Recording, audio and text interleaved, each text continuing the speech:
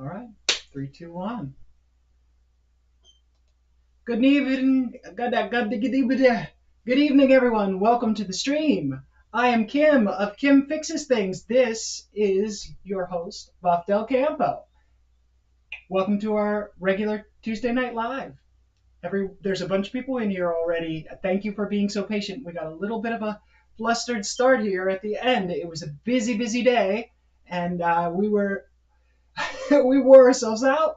And now that we are here, we can tell you all about all the exciting goings on in our neck of the woods. Danny Boyd says he's drunk and he's on the phone. Little drunk? I'm not a little drunk, but I'm a little flustered. Man, I mean, I just it's time to go on, and I'm trying to didn't even have a thumbnail ready or anything. Dan was first. Congratulations, Dan. Turbo Tom is here. Mexican Spec. Thank you for coming. As always, Mexican Spec is our stable moderator. Thank you so much for doing that every week, Mexican Spec. Buck Del Campo. Oh wait, you're okay. And Lester LeSabre is here. KJ Kiley is here.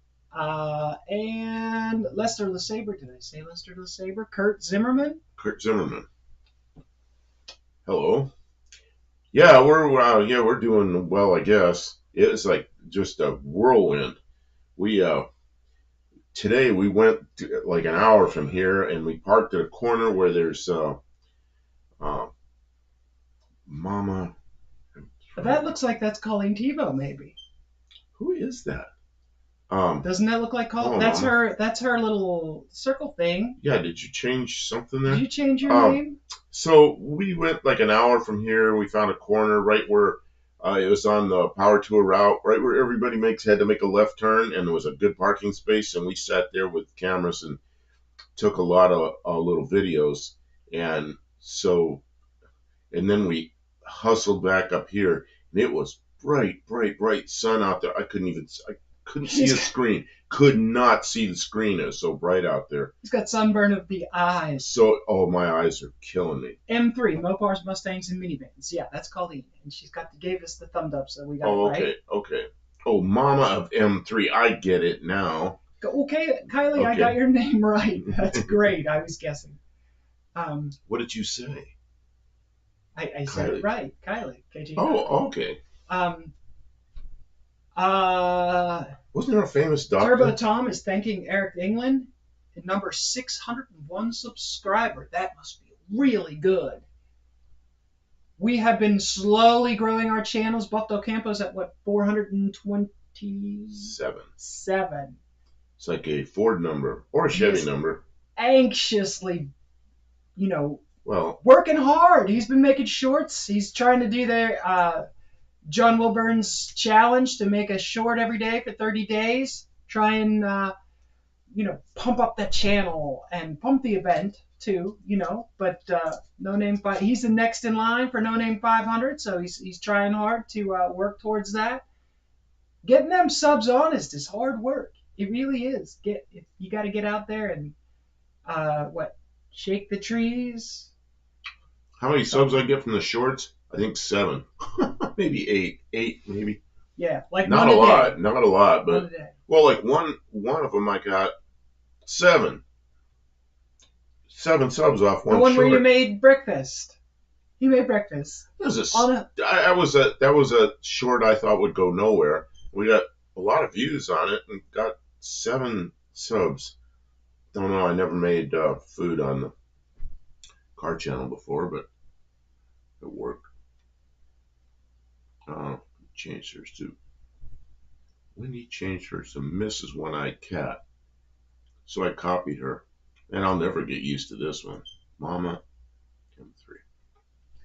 I'll try. Colleen. I gotta remember Colleen. It doesn't say Colleen. See, but if I change mine to Kim Del Campo, everybody will make assumptions. So we're just going to stay with Kim. Yeah, just be who you are.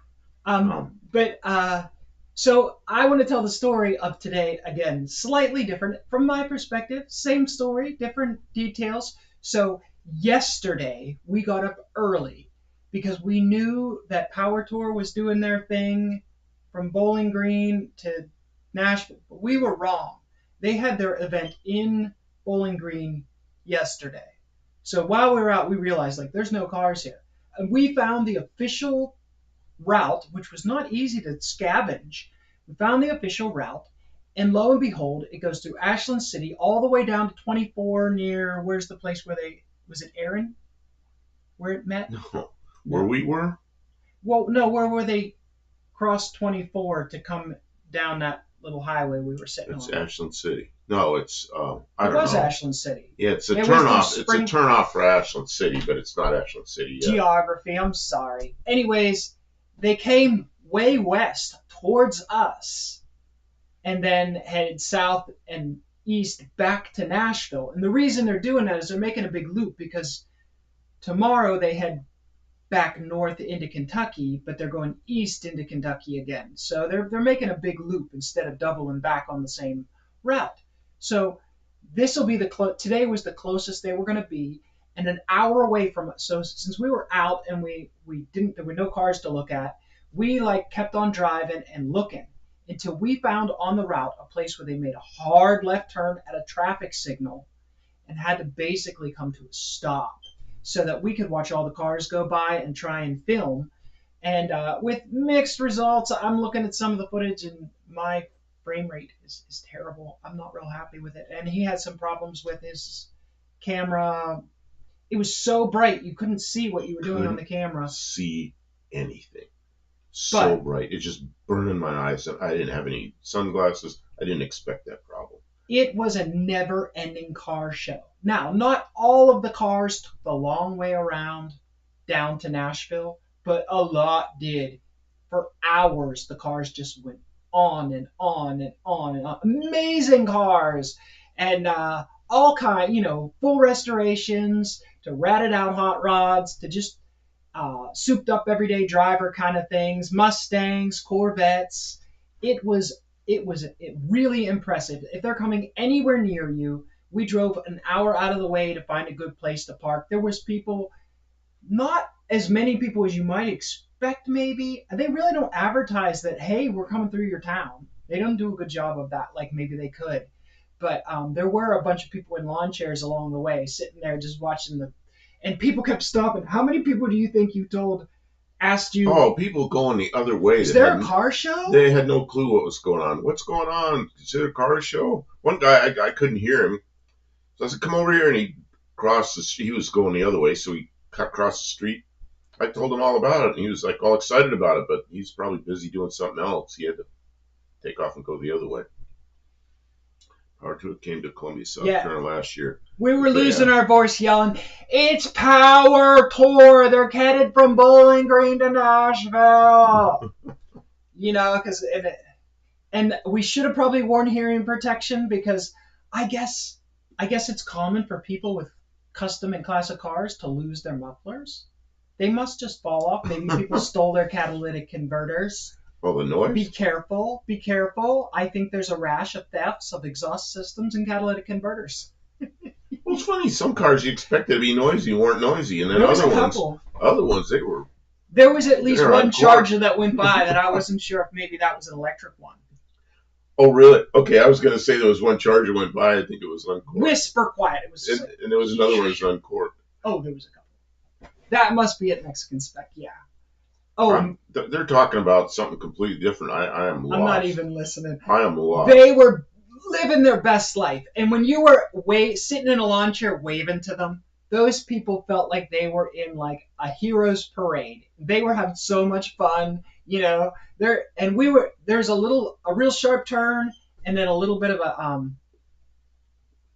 okay, you put up an intersection clip. Yeah, we had a great intersection. We scoped that out the day before, and we were camped out. Oh, we were at the intersection. There was a pad there, like there'd been a building torn down or something, and it says public parking, and there's nobody parking there. So we just pulled up there and parked there, and it was we were there for hours. Hello, Adam. We were there for hours, just doing like 30-second to 1-minute clips. And so I got a lot of them. I'll put a couple more shorts up with stuff that was going by. Let's see here. I was going to say something, but I lost my whole train of thought. Oh, UTG. I have no idea what he did. Oh, okay. Well, I'm not going to sit here and watch UTG. Well, I'm going to just ask: is it this one? Is it this one here that you're talking about, Mexican Spec? I really should have known better. Maybe we'll take a look at it later on in the stream. Well, I don't know. It's only 2 minutes. It's 2.5 minutes. I don't want to watch somebody else's video. That's respect. I think it's disrespectful. Go and check it out. We will check it out. I out. usually have all this done before, but we were in such a rush to get here on time. I didn't have time to prepare right, and I'm sorry. Usually we're prepared, and we were not. And I was like, try to find my glasses, and my eyes hurt so bad from so much light. Go figure. I've heard of pilots getting this burn on their eyes, so they really have a hard time seeing. Yeah, it's a little like welding flash, but sunburn. I read about that before, but I was, sunglasses. Yeah, it's nice, but if you don't have them, you don't have them. Well, today it burned my eyes, and I was by the time we got home, I put my head down on a pillow with my eyes shut for like an hour, just trying to regain my eyesight again. And right now I can see, but it's still not back to normal. Let's see, what is this, Danny Boy?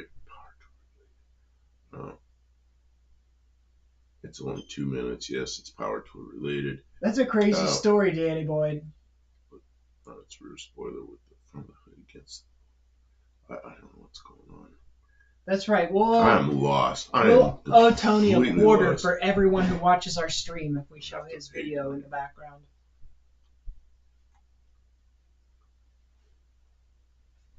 Tony gets paid with the ads. Plus, John Wilburn always tells us it has to be our own content. He doesn't get paid for ads on our. Do we have ads come through? We don't have any ads come through, do we? Do they put ads on people's channels that are not monetized and then take the money themselves? Yeah. Yeah, they do. We all want to laugh at Tony. Well, you can laugh response. I should have been more prepared, and I wasn't. I'm sorry. I'm pretty swanky tonight, Kim. Thank you. Thank you very much. I don't know how she got ready on time. I just was like, I was scrambling to get ready, and I usually have a thumbnail done like the night before, and I didn't get the thumbnail done till like 3 minutes till before we went on. Man, I just grabbed any old picture. I grabbed this Lincoln. I don't even know what that Lincoln is. Just something I grabbed in a hurry and made a thumbnail out of it. Yeah.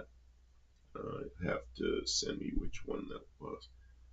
See, I'm so not caught up with the chat. Now she's going to be Mama. It's like Carol Burnett show, Mama.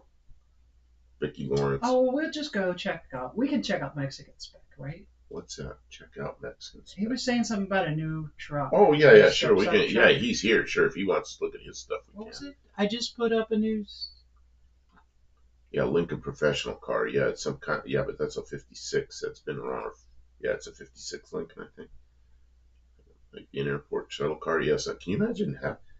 Yeah, but it only has 4 doors. I don't know what the heck it is. The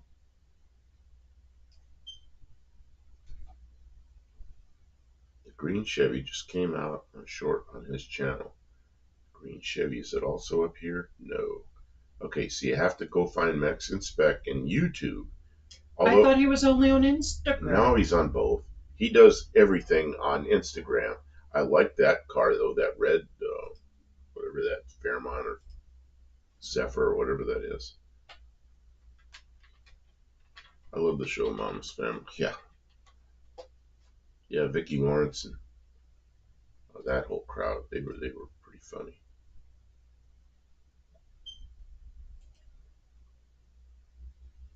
This one? Which one is it? Oh, wait. Is it a... Video or is it a short? 8 hours ago. Look at the shorts and see what it says. Oh, what did he say? Oh, New here's a short. Chevy. Here's There it a is. short. Okay, there it is. All right. It's a back and forthy short. Really? Let's see how it goes. Do we have any sound? Or I don't know how to make I'm in the sound. way. You got me in the way. Oh, jeez. We're not set up for this.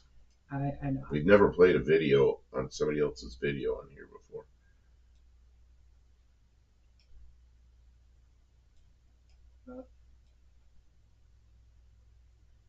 Whoa! It did a thing. Here, I'll make us small. Just bear with me a little bit here. I'm just trying to be ready. We are not ready. Unprepared. Unprofessional.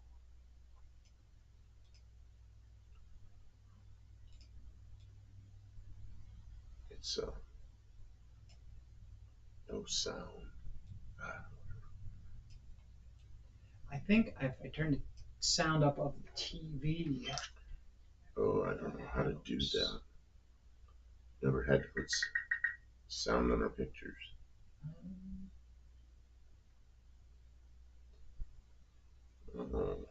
I don't know. I have to stand Well, up. we can look at the pictures. We can look at the pictures.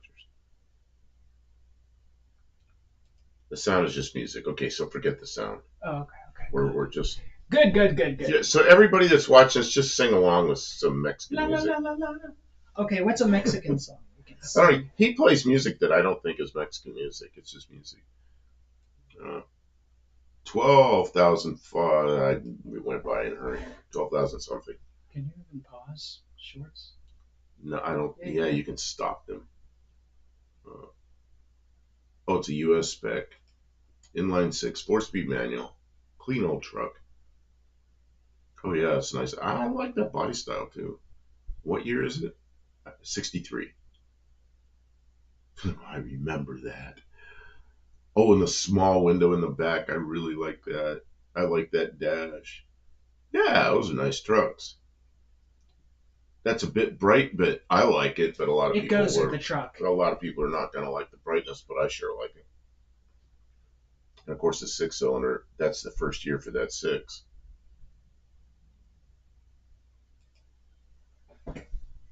1, 2, 3, 4, 5. Yeah, You missed the boat. You should have made it 1, 2, 3, 4, 5. 1, 2. You're going to try to lower his price to make it tricky.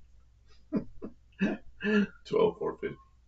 Offer him 1, 2, 3, 4, 5. See what he says. Okay, let's click to that red Ford, which we want to look at these which cars. could be a Zephyr, and it could be a it's Fairmont. a Fairmont. It's a Fairmont with Zephyr nose pieces on it, which is typical of Mexican cars. Oh, I like that thing. That's 2-door post, isn't it? Yeah.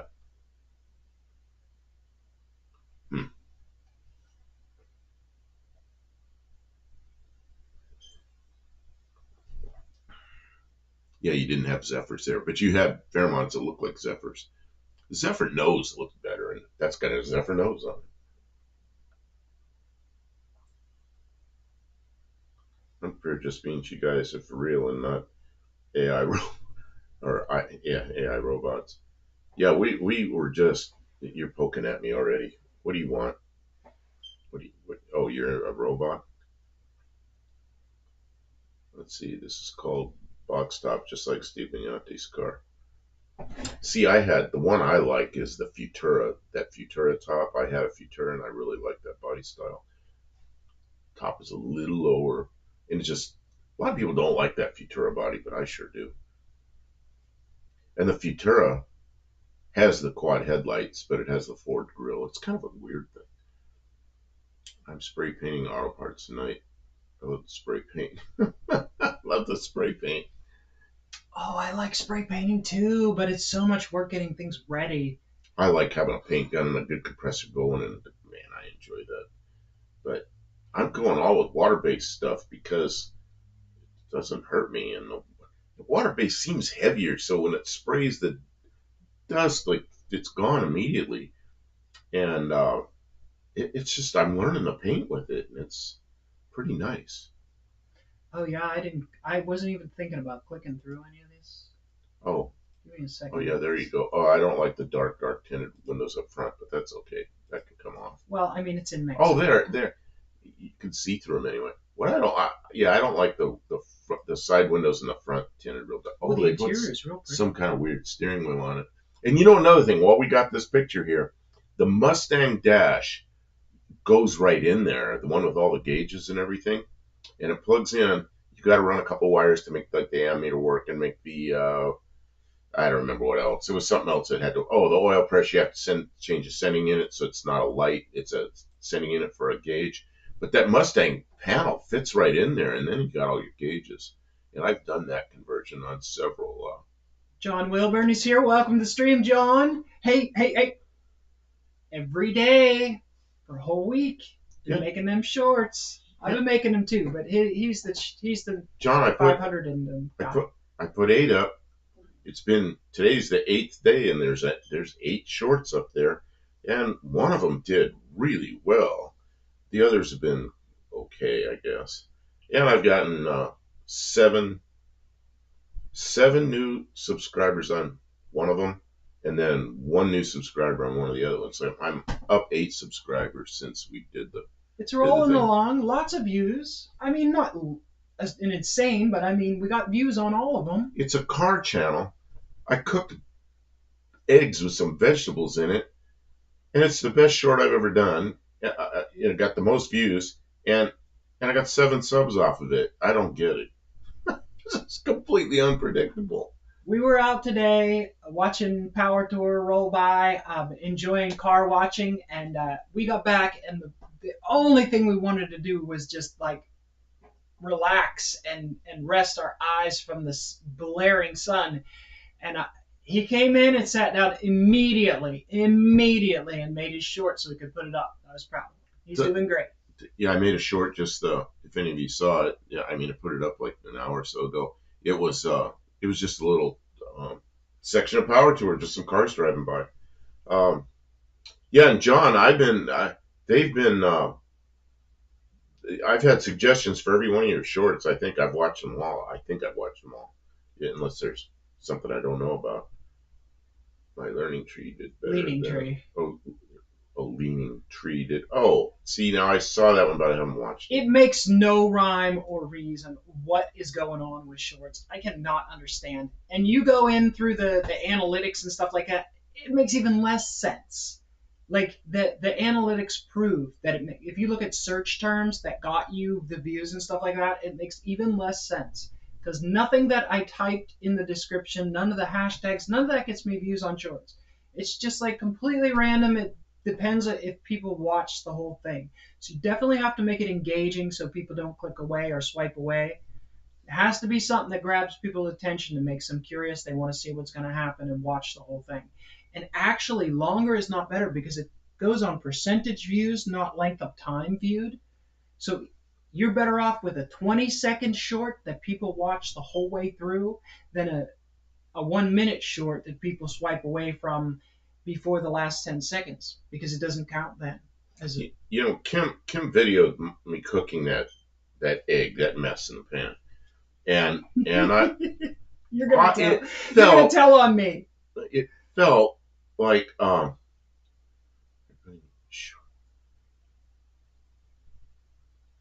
We get I don't know. all of our views for the shorts feed. You do not have to put that in your shorts. Yeah, we get on the shorts feed every time. She's videoing me, and I cooked that so fast, and I thought it probably went over a minute. I thought it was probably about a minute and a half, and I knew I'd have to edit it down a little bit. So I got it up to edit it, and it was 4.5 minutes. It's like, oh no. So I managed to edit 4.5 minutes down to 58 seconds, and so that stupid cooking video was a whole lot longer. You know what I'm learning is I know John wants us just to take a video and just put it up, but I always go too long. So I have to edit them, and I'm learning how to edit and get rid of crap we don't need in the video.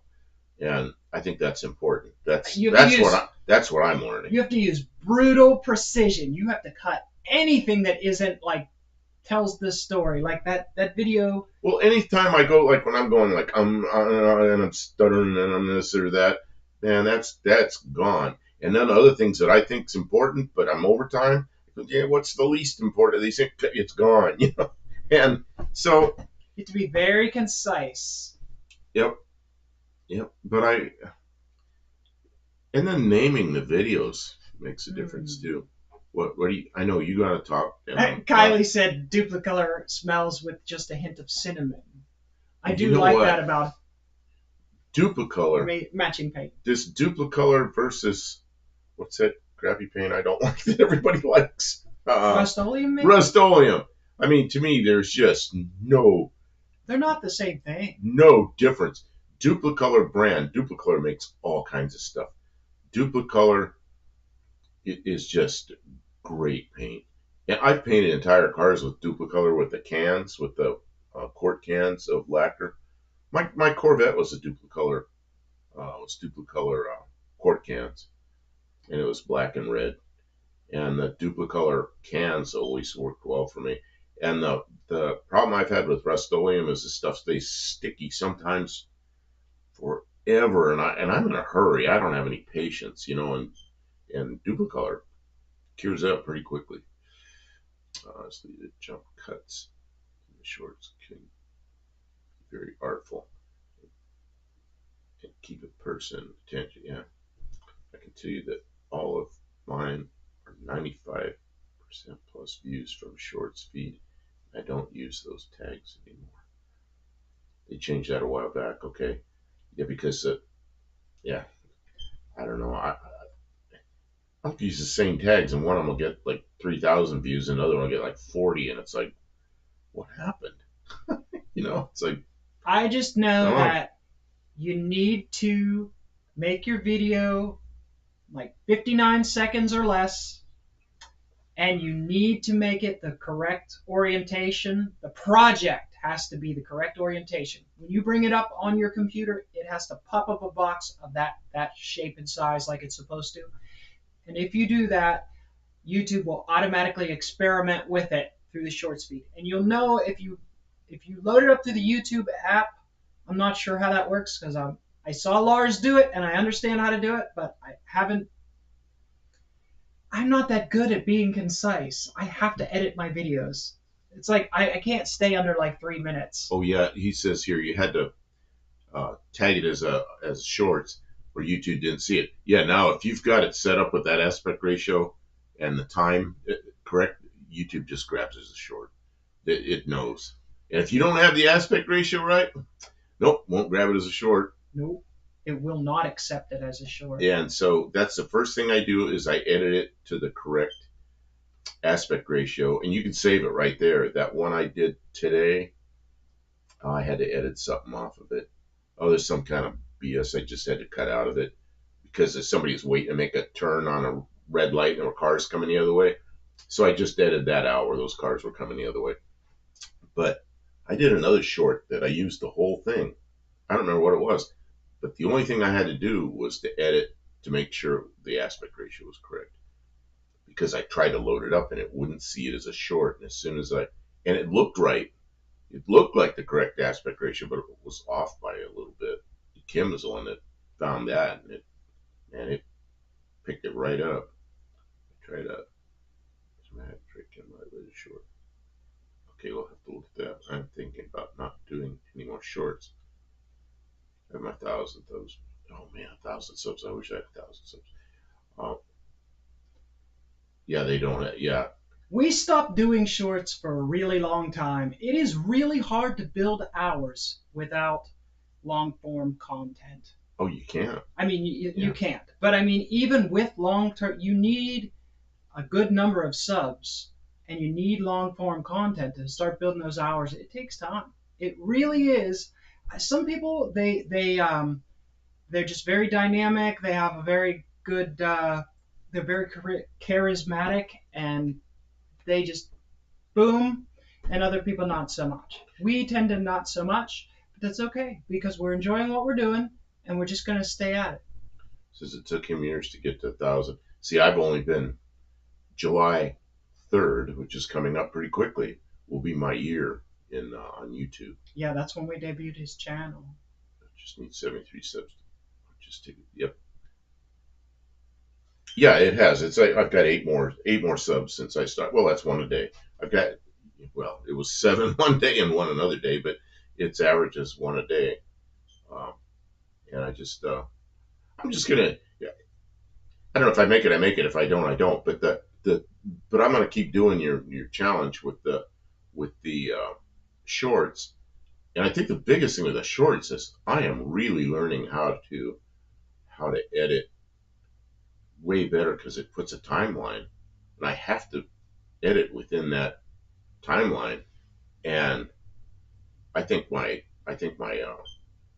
what do you call them? The regular videos, not the shorts, but the back Your and forth, long form, yeah, back and forthy ones. back and forth. I think they'll be. I think they'll get. I think my editing will be much better. Okay, they're talking about 5.9. Dougster, So, welcome to the stream. Dougster, what did I just watch him do, man? You don't sit there watching with me sometimes. So I just watched him do something. What was it? I don't know. I watched him do a video. My memory. I definitely have memory issues Iceman, if from you're like an gonna hour ago. if you're gonna go to 17s, you probably need to uh, drop to a numerically higher gear to make up for the taller tire size. What? Oh, numerically, yeah, which is a lower gear. Yeah, because the size of the tire doesn't matter in snow. Okay, so what have we got here? We've got. I look over. It looks like we have two chats. We have Mexican Specs. That's his description of the vehicle. Oh, okay. I can take. Yeah, Mexican you can Spec take that down. I'll go back. Nobody bought it yet. We should just auction off all his cars live. What? We'd get views and he'd sell cars. I don't know if that would work.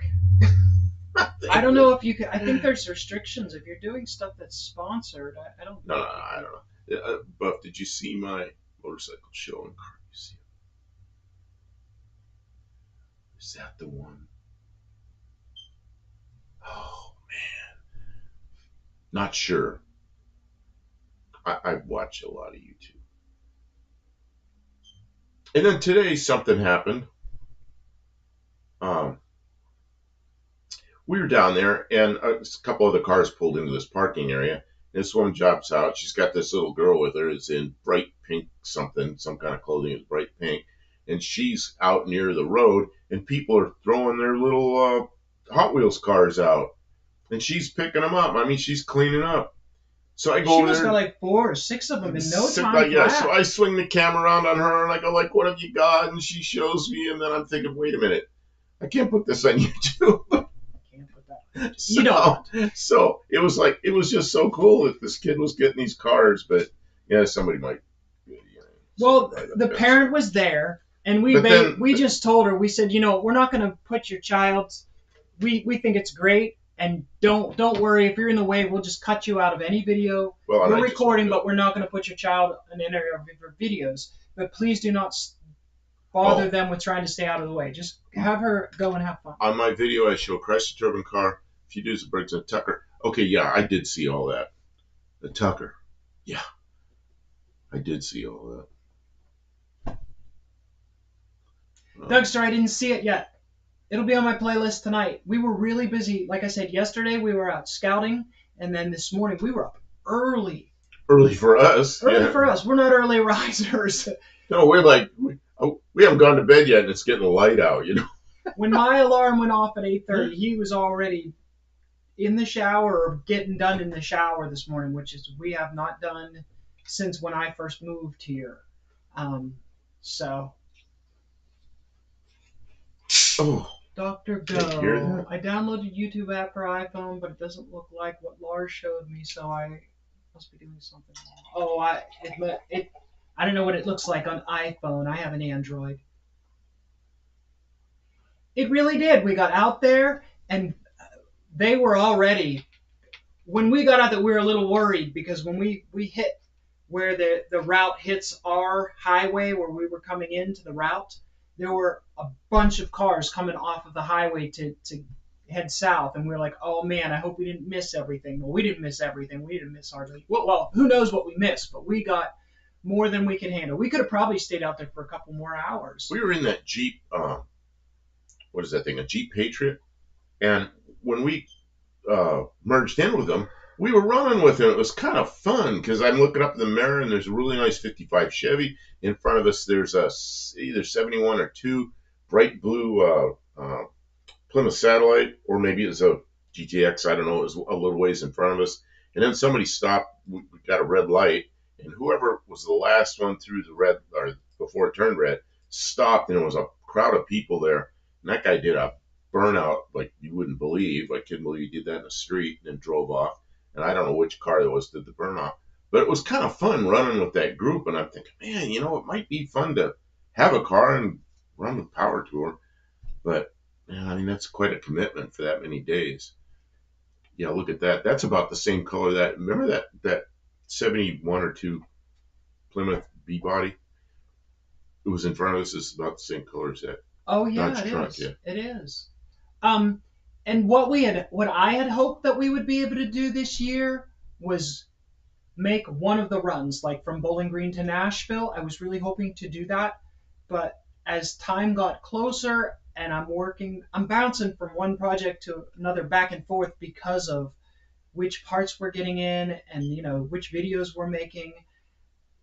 I'm just not getting anything done. The Valiant still doesn't have the front end rebuilt finished, and then my Dart right now I have the radiator out and the rear end is the bearings in the rear end are wasted. I wouldn't drive it for a couple hours on the highway. That would be really dangerous.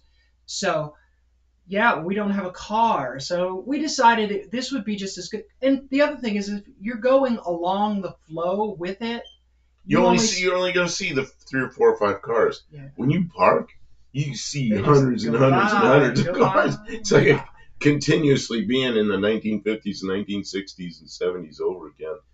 It was really something to see all those cars go by. And we were in an intersection that people had to make a left turn.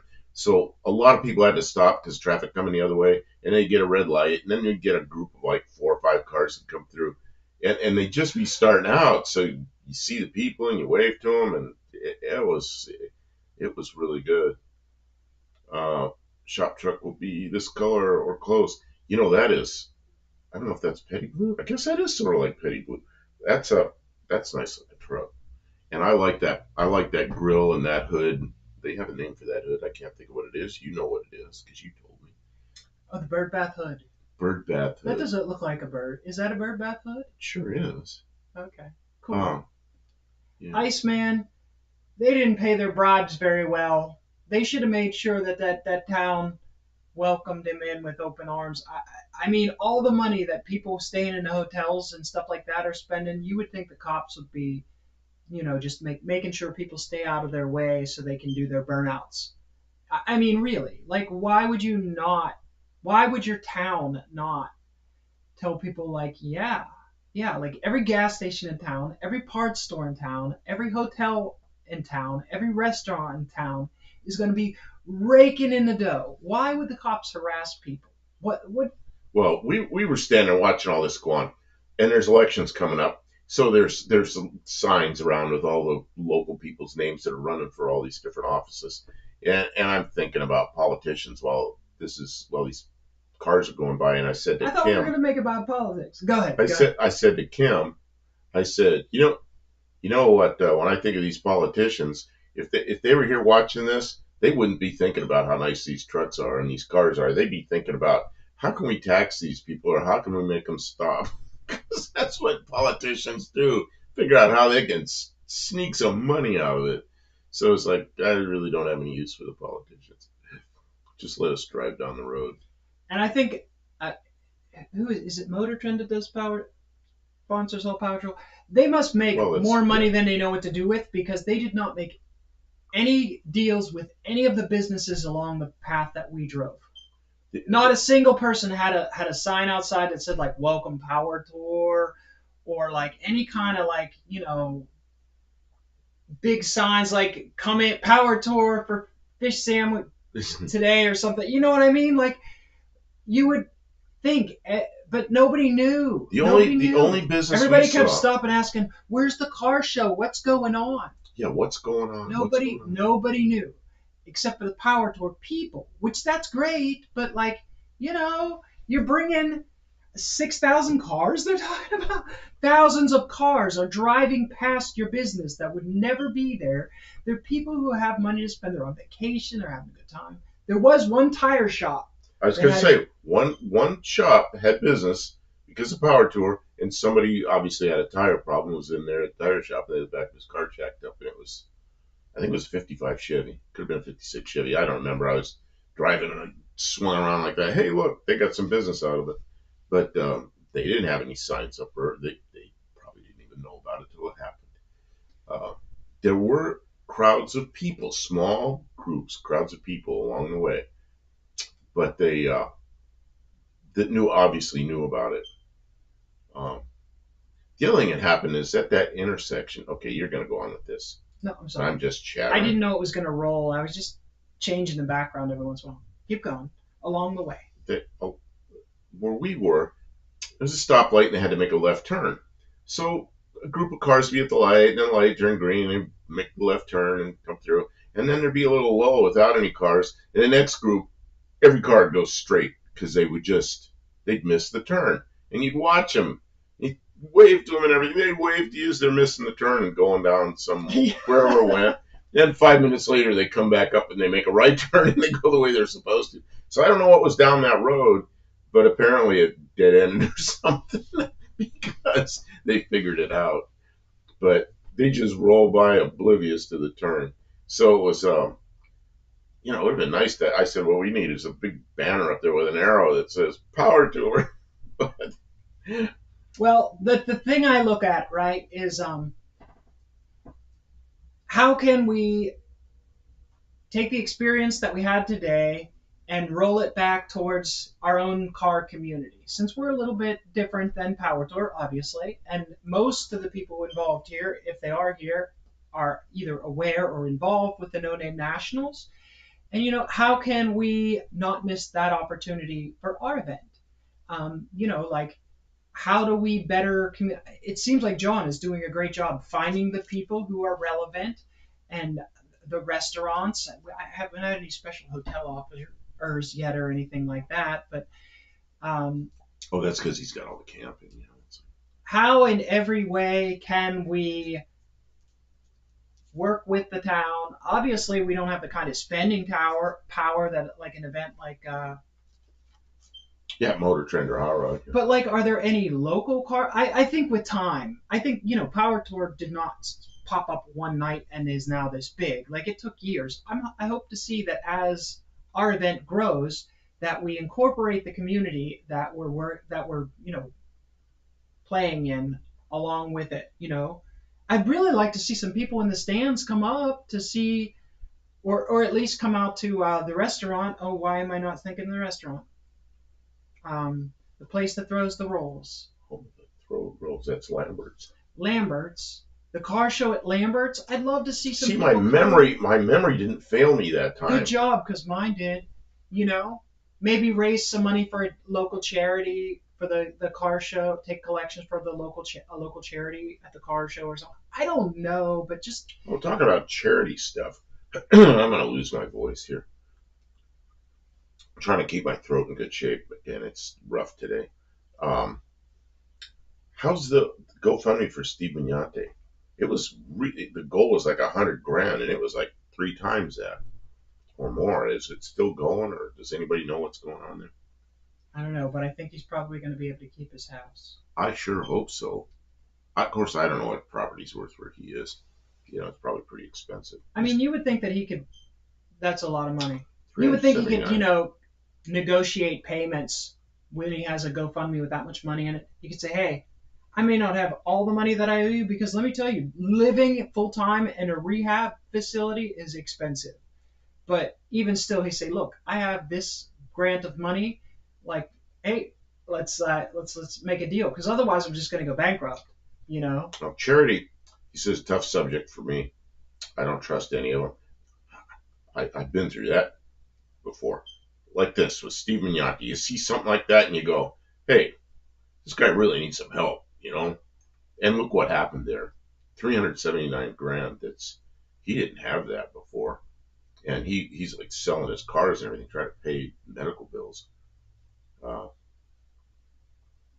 yeah, that's that's going to be now. Then you see that kind of money, I go, man, is the IRS going to grab a big chunk of that? I don't know what happens with that with GoFundMe's and then the IRS. They could swoop in and take half of it, I suppose. Slimy bastards. I hope he gets it all. Thing with none in that shows the spectators mingle with us. Yeah, the spectators are your mechanics and the families and everybody. So the first year I was a spectator.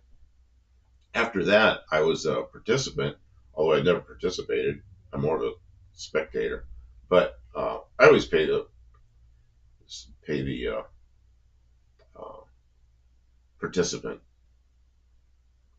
or I have the last 2 years. It was not a big deal. I kind of like it. Charity trackers you can use research. I know a lot of Hot Wheels to charity here in the event the parents can dress better. Yeah.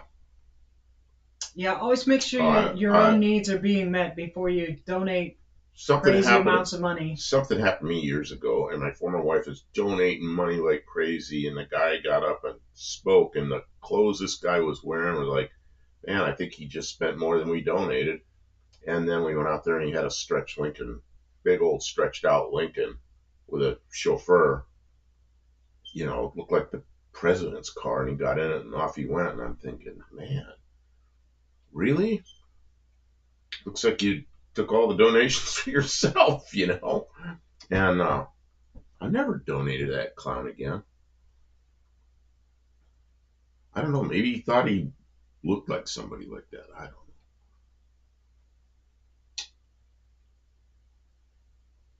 Administrative costs, yeah. I Well, don't know. I don't want to. yeah, well, that's right. There's Mexican Specs got it. There are charities that have administrative costs that are enormous, and that's their business. And there's other charities where somebody like this, where Steve Mignani really needs some help, and everybody dives in and helps him, and that's more like what I think about.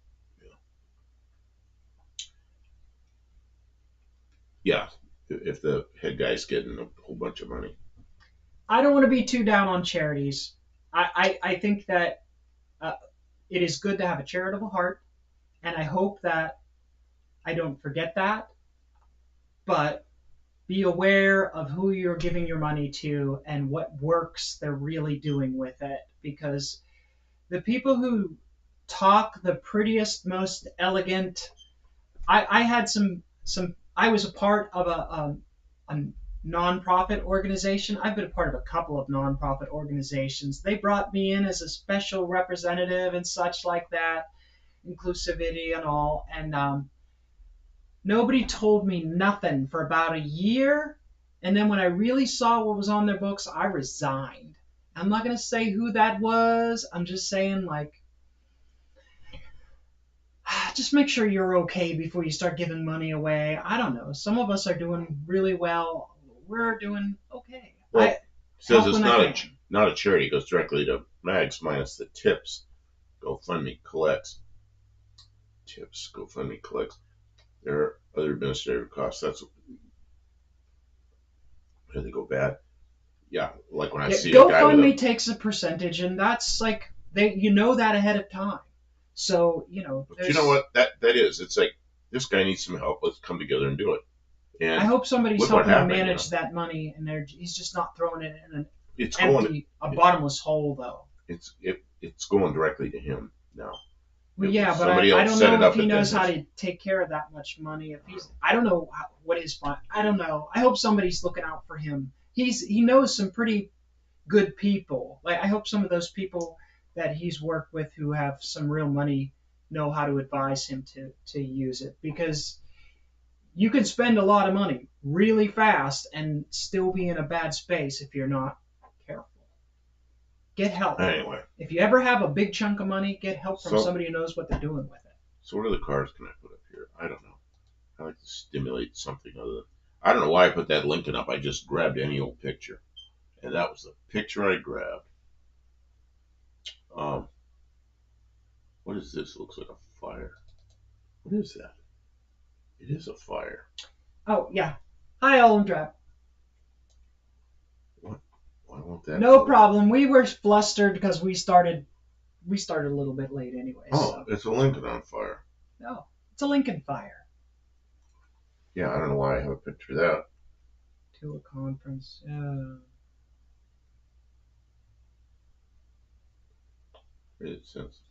Just don't spend your rent money on a charity. Like, make sure your bills are taken care of and that you're okay and stable. You know? Put a little bit away for retirement before you start writing checks to fancy people. And I started off flustered. You're doing fine. I'm okay talking. Thanks everyone for being here. We really look forward to our Tuesday nights, even though we were exhausted from trying to go out and record stuff today. It still feels good once we get into it. It feels good to have community here, and thank you, like John, for being here. Thank you for the challenge, John. Sometimes it's difficult to like get up and change your routine and start making shorts when you haven't been making shorts, and someone calls you out and says, "Hey, do the thing." It sort of gets your blood boiling. Like, oh yeah, well I can make a short every day, and it's been working. Itch. Why do I itch?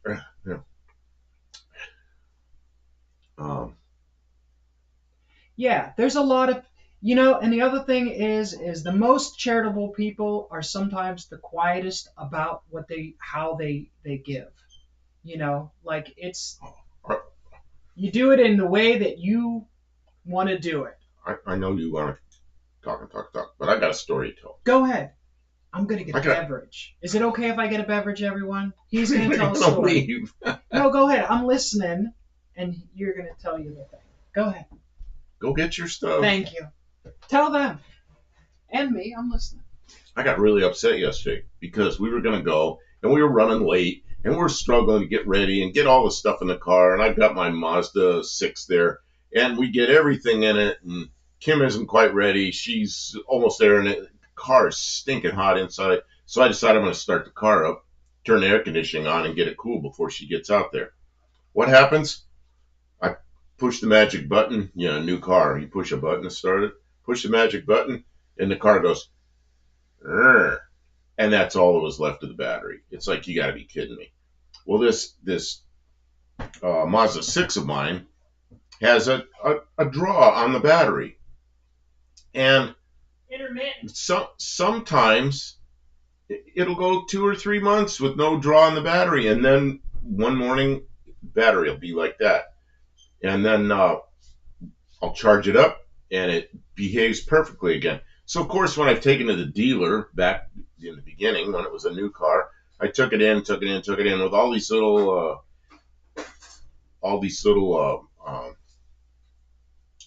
electrical problems. And they never can find anything. They can never find the problems. So there I am. We're ready to go. Car's all full of all our stuff. And Kim goes, switch cars, And I'm like, oh, I already dragged the battery charger out. I still can't get it to start because it won't charge the battery fast enough. So we swap everything over to the Jeep. And we took the Jeep. The Jeep, the air conditioning doesn't work. So right away, it's hot inside. So we're running around with the windows open. Just like 1956 all over again. But that was okay. Once we were moving, it was fine. Today was probably 10 degrees cooler. It was about 75 degrees. It was a beautiful day. And we got out there. Of course, by now, I got the battery charged on the Mazda. We said, heck with it, let's take the Jeep. So we took off in the Jeep, windows down, just driving the way it used to be. And it was kind of nice. Let's see here. And I'm not keeping up with the chat. But anyway, we took the bronze colored Jeep, all the little whiny transmission and everything. It was fine. It just drove like a car. The background uh, is one of my favorite shades of dark red.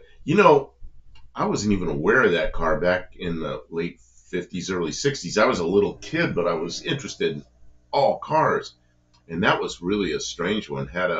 It was a four-door hardtop with suicide doors in the back, had stainless roof, and that car was quite a bit smaller than the normal Cadillac. And the first one I saw was in 1973. It was for sale, and I was in the Air Force, and I saw it on a used car lot. And man, I loved that car.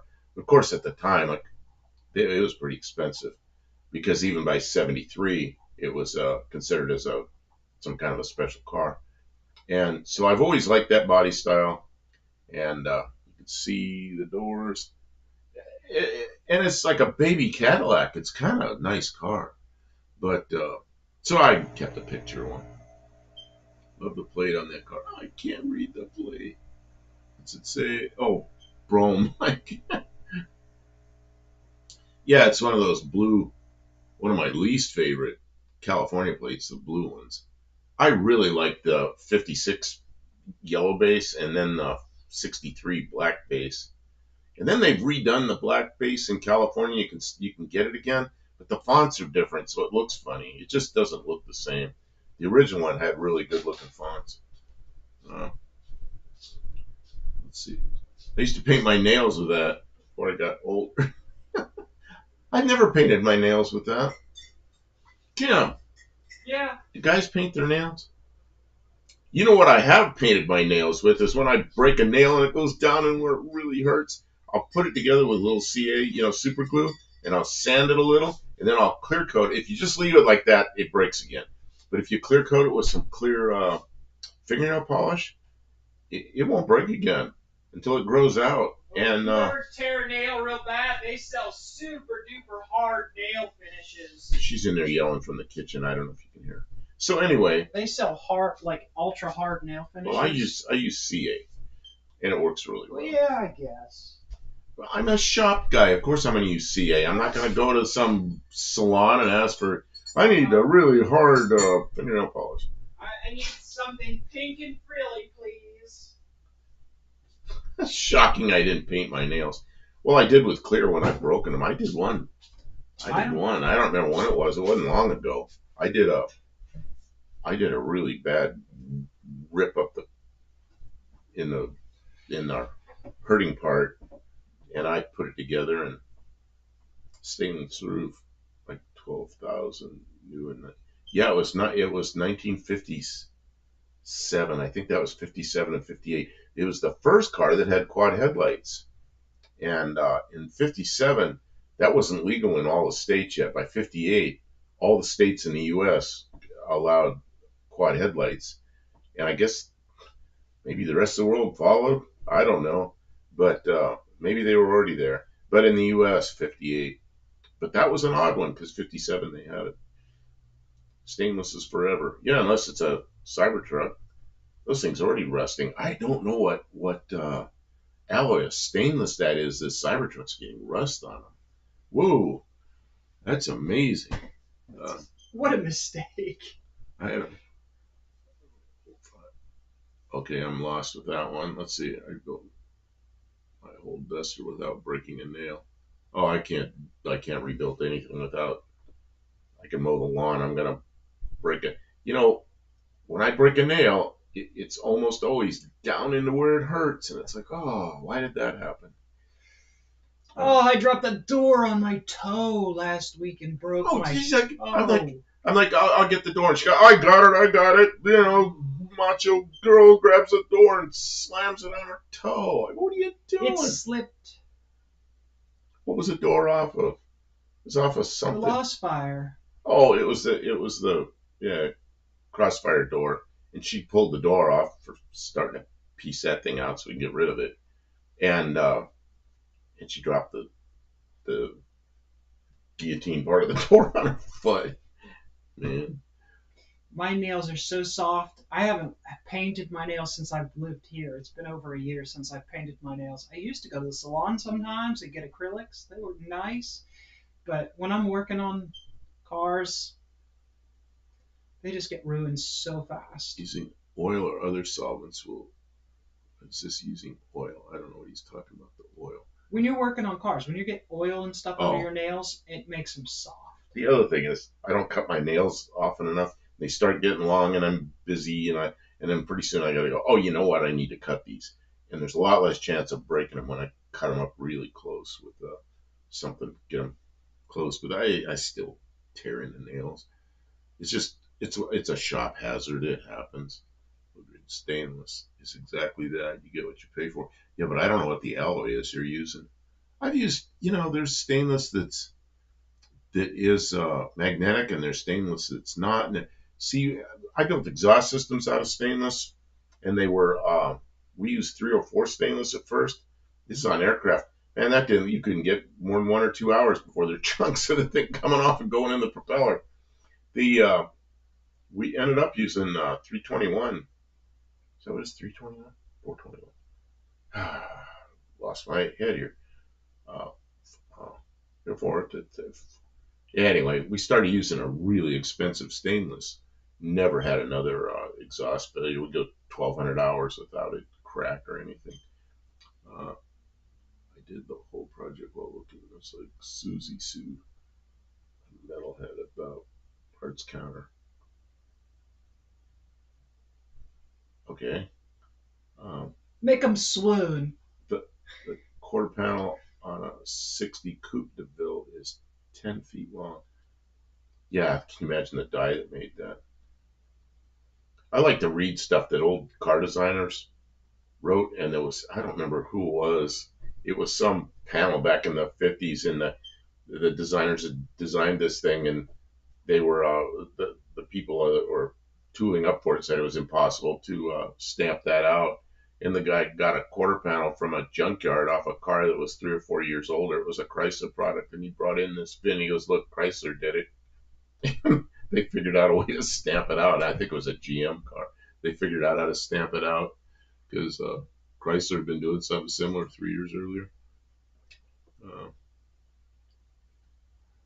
Here's in black, my buddy. Yeah, see, a 60 Cadillac has nice, thin, big fins that go up in the back.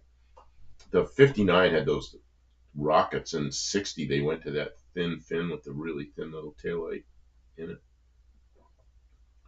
It's like 1989. All my friends thought it was insane. I was building a car. Well, it was a Duster. I had a Duster for a while. Or was it? What was the Dodge that looked like a Duster? Duster, Dodge. Demon? Yeah. No, it was a Duster. It was a Duster. Some kids had had it before me, and it had a 360 in it, and it had an intake and cam, and it's like the whole wrong combination of parts. So that thing didn't. It sounded mean, but it barely get out of its own way. Had a 4-speed in it, and I didn't have it for very long. I did not like that car. It rode terrible. It was jacked way up in the back. Rode terrible. It didn't go good, and man, some kids bought it. Maybe they fixed it. The body was fine. It was a Southern California car. You should have seen their faces when I drove to the exhaust shop with open headers. Oh, I've done that before. My first car that I really built was a 56 Ford that I put a 289 in it. And I didn't have any way to hook up that exhaust. I had good exhaust underneath, and it had exhaust manifolds on the 289. I drove it to the muffler shop. Sounded like a motorboat. Got there, and the guy hooked it all up. And man, it was quiet and nice afterwards. I drove that car around for a year or so. Uh, I don't know why I took that apart.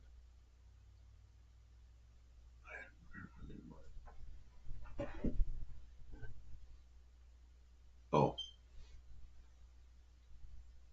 same fin. What's the same fin? Same fin. Same fin. I'm not sure what he's talking about. Yeah, the 60. The Cadillacs I really like, uh, the fins on were like the 60. Really like the looks of the taillights and the fin arrangements on the 61s and 62s to a certain extent. I really like the way a 61 looks. It's got the fins on the bottom that kind of go out at an angle. Maybe that's a 62. No, I think it's a 61. You look up the back of a 61 Cadillac. See, I remember all these because I remember really, really being into cars in 65 and 66 when I lived in South Dakota. Yeah, that's it. It's got the sideways fin that goes out the bottom, and it's got the double. Yeah, I really like 61s. Yeah, Mexican spec knew what I was talking about. Oh wow, that's real. Yeah, and it's a real skinny, thin fin, kind of like the 60, but a little thinner, I think.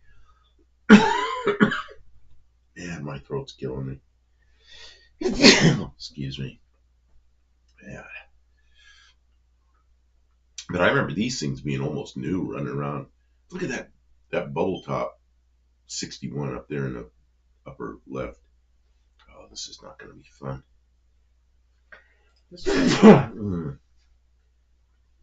I got another cough drop. My throat is just killing me. I don't know why it's so bad tonight. After 60 Fury fins. 60 Fury. Oh, 60 Fury. Oh, you see, I remember this stuff. 1957, I don't remember well. I remember the cars, but I was 3 years old. So I remember the fins, and my father hated them. But later, I remember seeing the ads, and my father used to tell me, it was Chrysler went 4 years ahead. These were the 1960 cars, and they brought them out in 57. Well, that's the advertising that Chrysler did. So then they made changes, and then 60 came along. They're thinner, but they look like a 57. So the joke was, uh, it's just like 1957 again. But the fins I don't like the front of the 60 at all, but I like the fins on the 60. I really like the 59. Man, there was a 59. That's one of these I should have bought. It was a 59 two-door wagon. It was red, and it was beautiful. And the guy, it was at least 10 years ago, so the price wasn't that bad. But it had a flathead 6 in it. It was the last year for the flathead 6. Flathead 6, 3-speed on the column, with this rocket ship looking car with fins on it. It's like, man, if that wasn't a weird thing. But because of that, I liked it, because it was weird. I'd drive that around with flathead in it just to do it. Oh, where is this? Custom Deluxe 84. Hello. Well, it's 49.50. Yeah, okay, I remember that. I actually have that song on a CD somewhere. That I posted is still available. Oh, maybe I'll unravel want that. A little more slab side fit. Oh, 57. The Soto was, what a great looking car that was. That's one of my all time favorites, especially with the quad head. That's what I was talking about before. Not all 50 states you could have quad headlights. So the 57 DeSoto, some of them have quads and some of them have single, just two headlights. And they fit it in the same hole somehow. It looks kind of funny. The rear of the 66 DeVille is outstanding. I remember those real well. That's the one where the fins have the big chrome thing, and there's a chrome divider right down the middle of the tail light. And see, I remember 66 like over yesterday, man. I just love the 66s. That was my first Motor Trend magazine. It was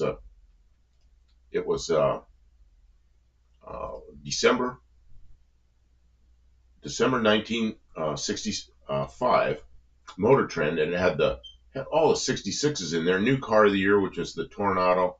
Yeah, what a great magazine that one was. That's a 64. And my head is in front of a 66. See, it's got the divider down the middle. Oh, yeah, there's one up there, too, the blue one. Also has a divider down the middle. Rob's Rods and Streetcars. Hello, how you doing?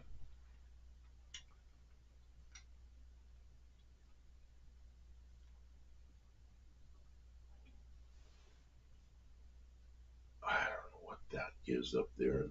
Oh, that's a setup. That's the It's just the chromes. that's just the chrome pieces. Oh yeah, it's the dividers. Like the other thing I like about those is the red behind the clear lenses. It looks kind of cool. But they had to have the red that has a reflector in it. Welcome to the stream, Rob's Rods and Street Cars. We're just talking about cars, looking at pictures, telling stories, responded to the chat. You know, a lot of people don't like the 64, and I'm kind of like, yeah, I don't know. 63 was pretty good. 65 and 66 was really good. 64 is like, I don't know what's wrong with it. It's just not as good as the other ones. All right, I'm going to go out on a limb. Yeah. I'm going to say in 1966, that Cadillac doesn't do much for me. Yeah, you weren't. That's before your time, so they're, you know. I swear, it almost looks like a Malaise era Cadillac. It's just boxy and Those sort are of plain. Such nice cars, though, man. I don't know. It doesn't do much for me right this moment. Well, I'm the same thing. Like you look at Cadillacs from. I was born in '54. I look at stuff before '54. Not many cars I liked back then. They look old to me, and they don't look like something I like. There's a few of them I like, but darn few.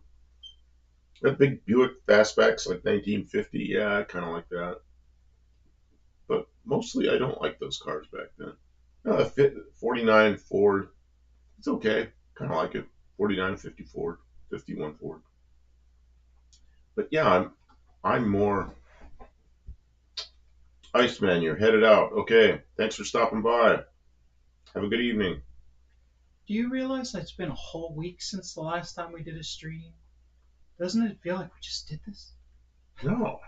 A lot of stuff has happened in the last week since we last did did a the lot. stream. We've done a lot of stuff this week. Like the 73 Eldorado burritos. 73 Eldorados were enormous. There was a gas station down the street from me where they had full service bay and everything. This is in the 70s. They had one of those hydraulic hoists that has two hydraulic rams that goes up, and they had one of those Cadillac 73 Eldorado on it, those giant things.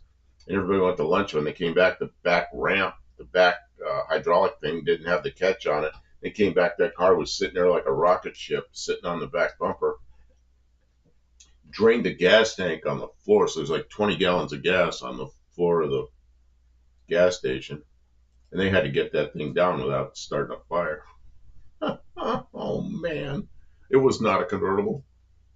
It was a hardtop. All I did when I saw that, it's like, I'm not even going in. I'm not even sticking around for this one. You know, if you work around cars in shops, you're going to see a few accidents. Things like that. That was a bad one.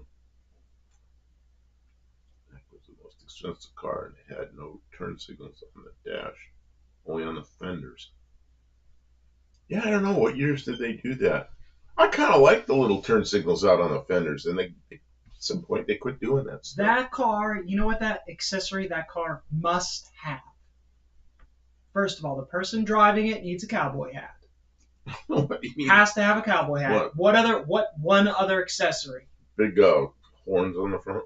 Gotta have it. The big bull horns on the front. Gotta have it. You want the good Eldorado?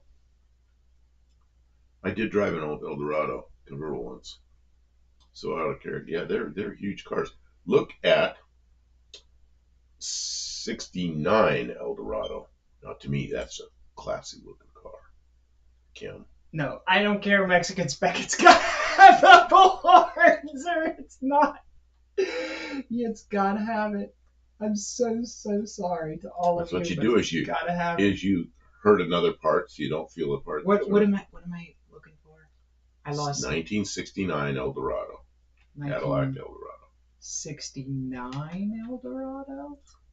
No turn signals on the dash was from 1960 to 1968. What did it do? It made noise. Oh yeah, this is that look. Oh, I think that's such a great looking car. And they felt right when you're inside them.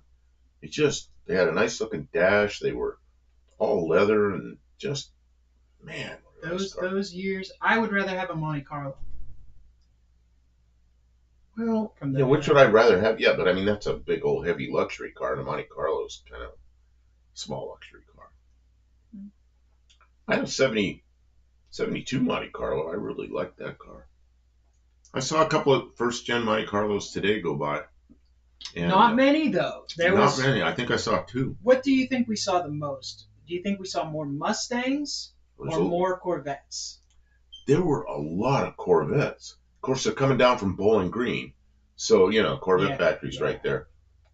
There were a lot of Corvettes. It was a very wide range of years. I think it was more Corvettes. I think there's a wide range of years, but there was more Corvettes. But the Mustangs were second, and maybe Camaros. Of the new cars, the newer cars, Corvettes probably number one, Mustangs probably number two, and Camaros right in there. But I don't think there was near as many Camaros. There were Chargers. There were some Chargers too. What do you think?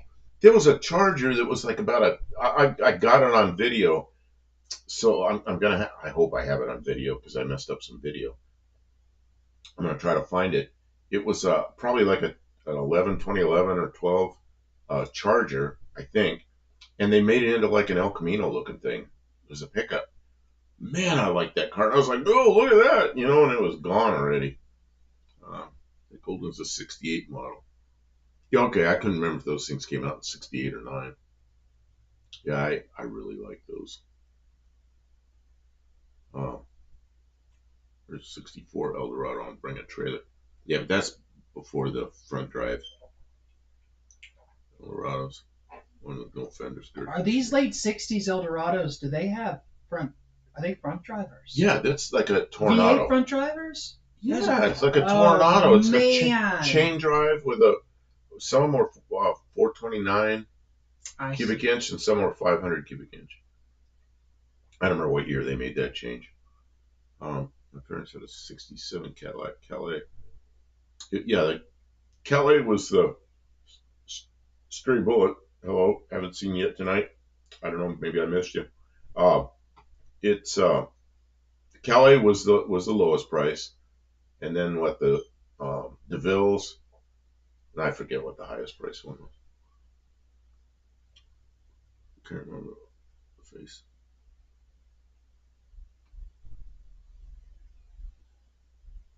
TH425 front wheel drive. Yeah, I helped a guy with a Corvair. I've told this story before. Corvair with one of those transmissions and a 425 Olds. And I did the cooling system on it, ran all the tubes up front, put the radiator up front with fans. That was a fun car. It'd pull the front wheels off the ground. It had a 2-barrel. Then you change it to put a manifold on it with 4-barrel. It wouldn't pull the front wheels off the ground anymore. But it went better.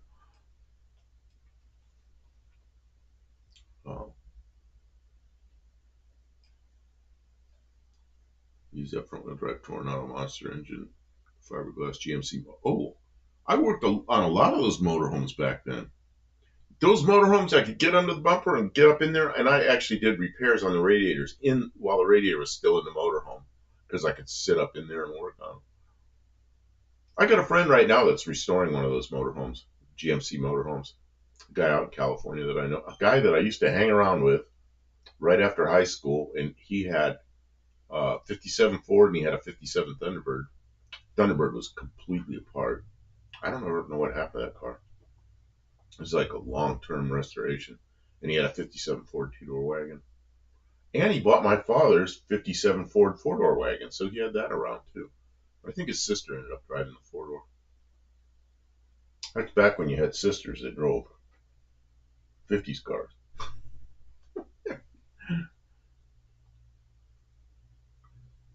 See, that's it. That's it. That's it. I don't know. Mexican Spec was talking about the difference between the Calais and the DeVille. Oh, I remember the Calais. I remember getting a Calais and it felt like cheap upholstery. It wasn't leather or anything. It was like some kind of thin cloth like stuff, and I was kind of disappointed in that.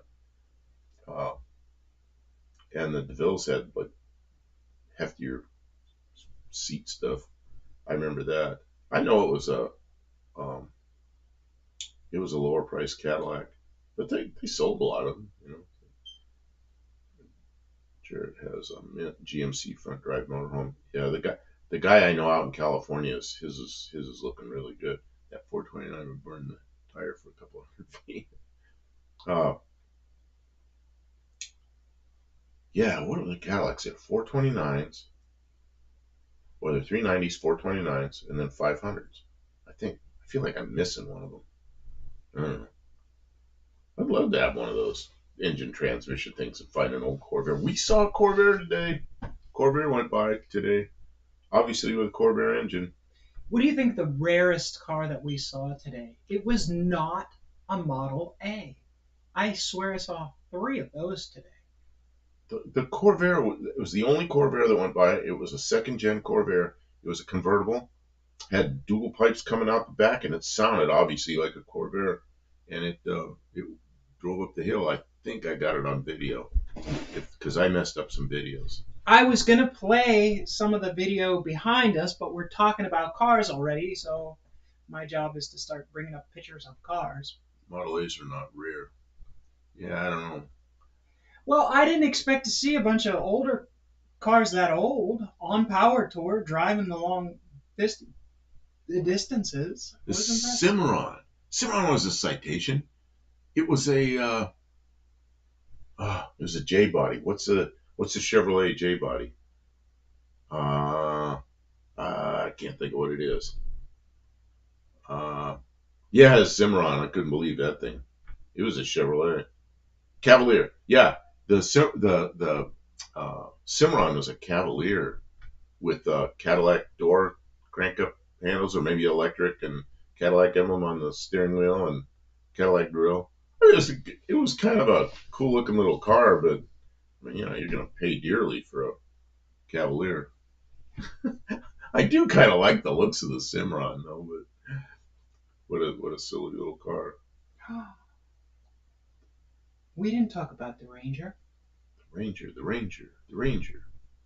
Oh, not on here. That's since last week.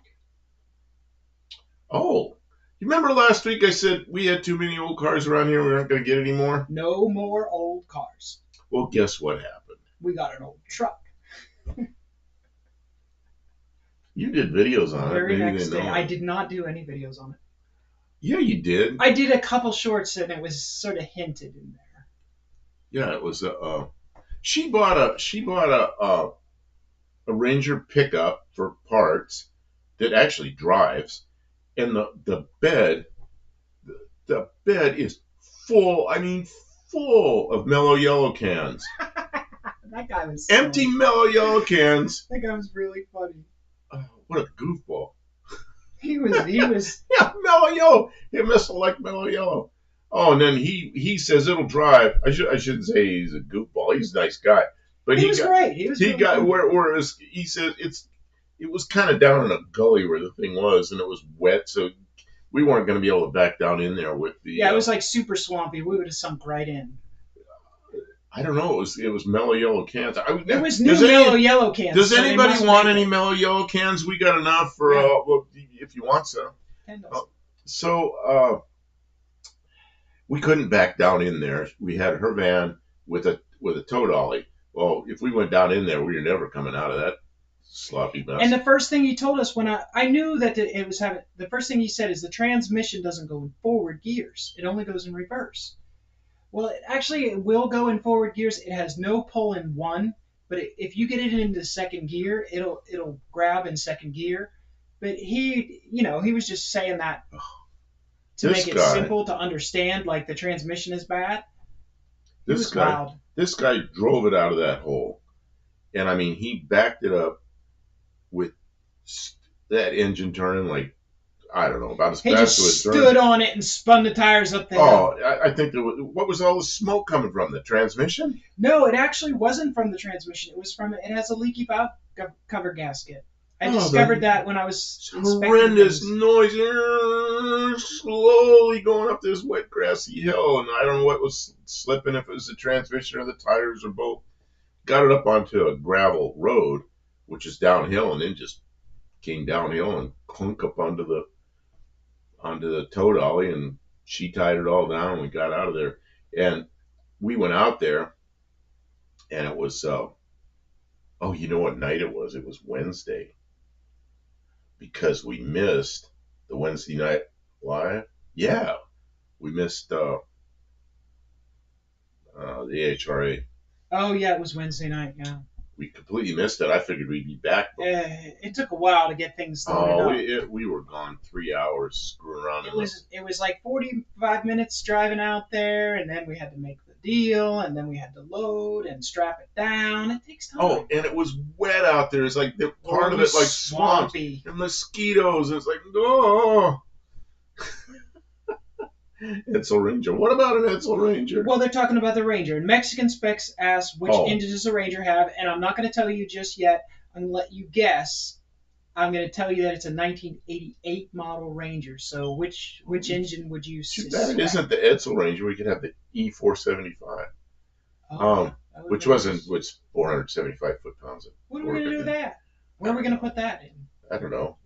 That's an ugly car. I don't want one of those. The 2.9 is a Bronco 2. Yeah, this is a 2.9. In 88, it's a 2.9, but it's the Cologne transmission bolt pattern, so it will bolt directly into the other vehicle. Well, and of course you got all the electronics with it, because it go in and fires right out. It runs. So I'm going to have to, take everything and put it in the other vehicle. You could carburate it, or you could leave the fuel injection on it. You can't really carburate it because it's an inline manifold because it has fuel injection. Yeah. So they don't have to.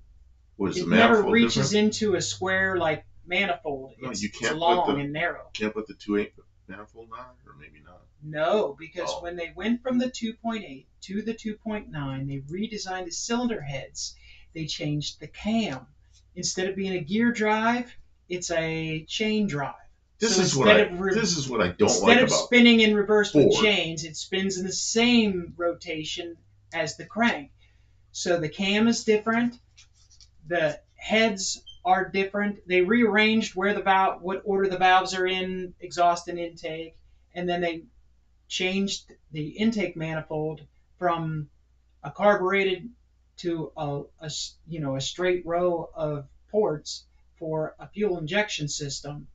So you really can't make it naturally aspirated, carbureted without. I don't want to because we have all the stuff, so I'm going to swap it over. But then we'll have a fuel injection system, which should produce more horsepower and be easier to start. I mean, I really did like the carburetor. This is one of these things. She has this Bronco that she really likes, and then she buys a truck for a parts car. And my opinion is the truck is a better car than the car she's fixing. The car she's fixing has some rust and stuff. Rust-wise, absolutely. That car you bought, that pickup that you're going to pull the engine out of. There's no rust. It's fine. It's beautiful. Better. But it's two-wheel drive, and the Bronco is four-wheel drive. And I was checking. Do I have to say two? Yours is a Bronco. Bronco 2. Two. The Bronco is a full-size vehicle. It's a completely different platform. Yeah. So, but I'm just saying the Bronco versus the truck. The truck's actually a better. The Bronco 2 truck, is four-wheel drive. Oh yeah, that's right. And it's not the base model four-wheel drive. Oh no, I looked at it.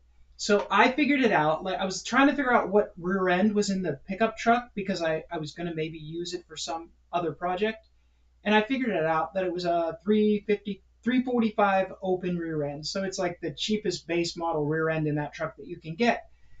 But the way I figured it out is there's a tag on the door that has codes, and I found in Ranger Station an online thing that explains. I found the codes, and I was like, I wonder what rear end is in the Bronco. So I looked, and it has the D7 rear end, which is a 410 limited slip rear end in the Bronco 2. So it is. And she likes those Bronco too. She likes them. It is a really cute vehicle, but it is burned up and rusted out. It's rough in some I want spots. you to be careful, I think, because you get out here and you get crazy and start jumping, and those things are kind of top heavy, and you can end up on your top. Don't you worry, Mexican Spec. I won't be going straight. Jeez. It's also had one of those. Please be careful, Kim. Bronco 2 can have nasty. And that was my observation when you were. That Bronco 2 actually runs, but it's got some Lester, I drive like an old woman. No, you I don't. really do. You drive like a crazy kid. No, I don't. Don't say that. So the I've watched her drive that Bronco 2 around. The engine runs in the one that's in there, but it's got exhaust But going it into just the. blows Just all a the coolant second. out. It's Right got away. exhaust going to the cooling system. But she can start it driving around. She drives like, no, no, no. It's like, don't flip that thing over, you know? And I run into something. She loves to get out here on my lawn and tear it up. I do want My to do lawn some looks like a donuts. golf course until she gets out with her with a vehicle. No, And then it's shut. it looks like it's all tore up, you know? Don't lie to these people. Oh, so it was roll. Yeah, almost. Oh yeah, I don't Roll think I it. would tow with that little thing. Yeah, I think the trailer would start pushing the thing around. Friend Fred loves that generator. 25 of them. Does that one have the windows that wrap around? It does. Yeah, I like They're the looks. cool, and Yeah, it I has like a the looks of it. sunroof. I mean, it's just like sky all around when you get in there. I remember when those Broncos came out. I first saw those windows that rolled around, and I thought it looked really good. It's just this one. I don't know. I have a hard time getting excited about it because it's kind of an old beater, you know. See, but I kind of want it to be an old beater. I want to make it. I really just want to make it so it can be used for off road. And the thing I like is it's so compact. We can put it on the trailer. It doesn't weigh a ton.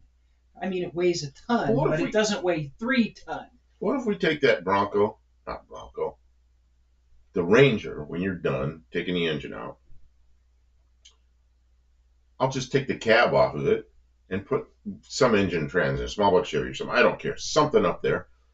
And just build a thing on the front. Looks like a Model A or like a Model T or something up front with the pickup bed in the back. We'll have a cute little pickup we can run around on the property. I mean, we'll put a 5-liter Mustang engine in it. Anything. It doesn't even matter. They're just some plentiful. engine that runs that we can put in there that drives the back Idiots be wheels. wrecking them things all the time. We'll just get one of those 5-liter Mustang engines and drop it in there. It'll be better than it ever was, and we'll be able to get parts and service it because those Cologne engines are really sketchy with the head gaskets. They're rare and valuable at this point because people love them and they burn them up and then they just pitch them out.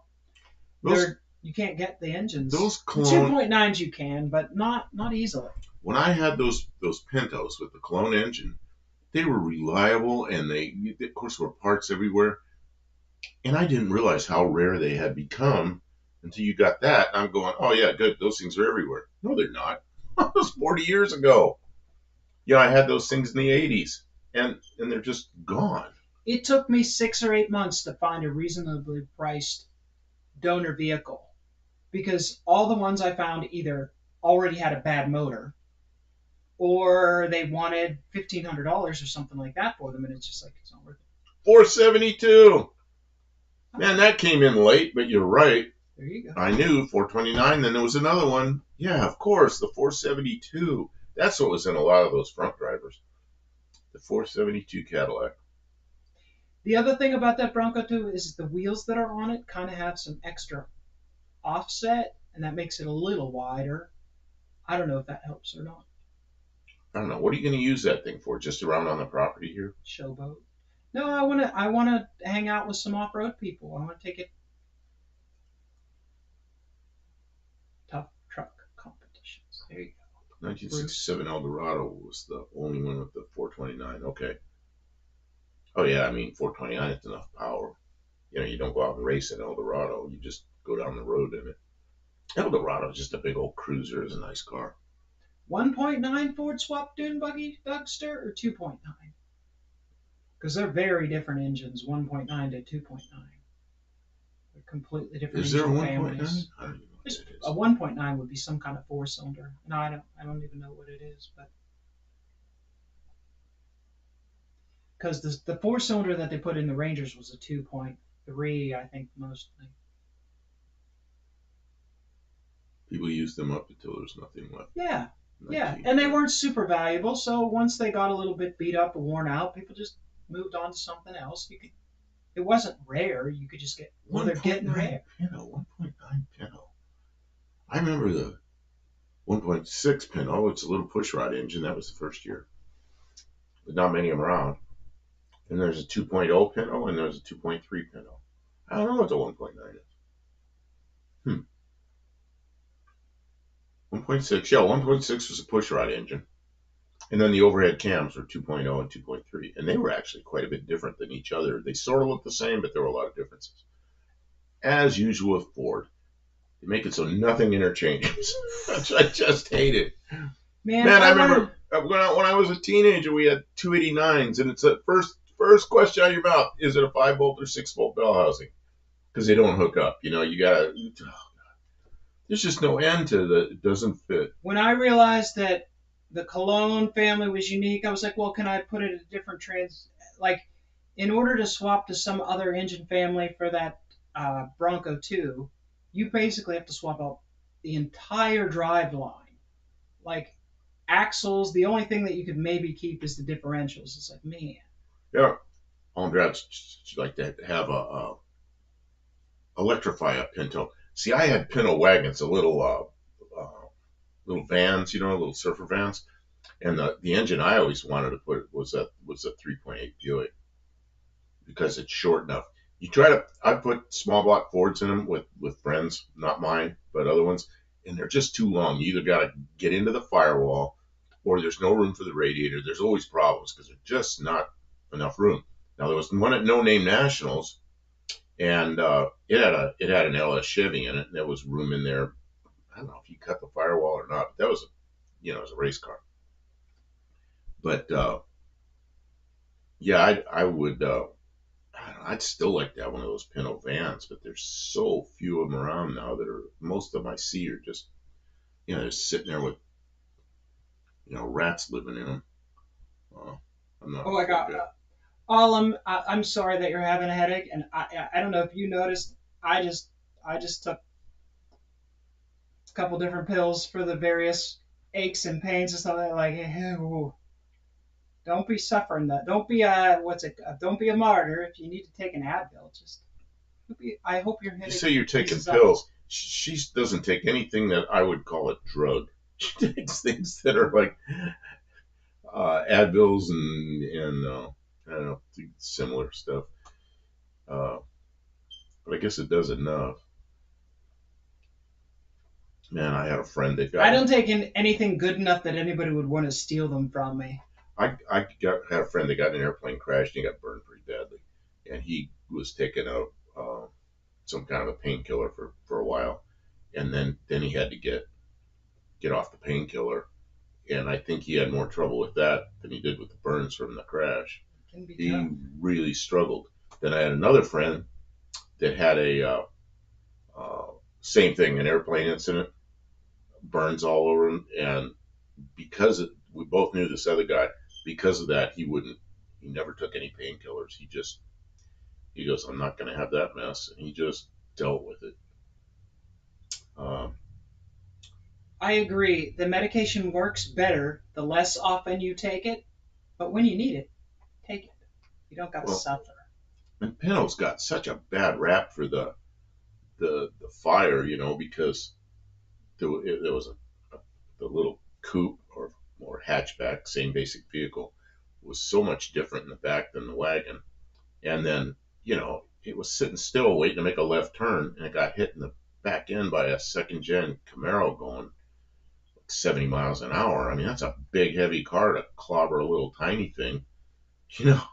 What do you expect, And they did make a couple improvements to the Pintos. They put that nylon or whatever was guard between the gas tank and the rear end, because the rear end has some sharp edges. It could puncture the gas tank.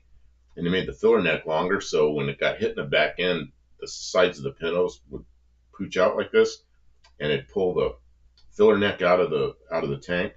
And they made those filler necks longer. And back in those days, I had a radiator shop, and every Pinto that came in there, I'd look under and make sure it had the upgrade. And Ford did that. They did it for nothing. So I tell people, go get that done.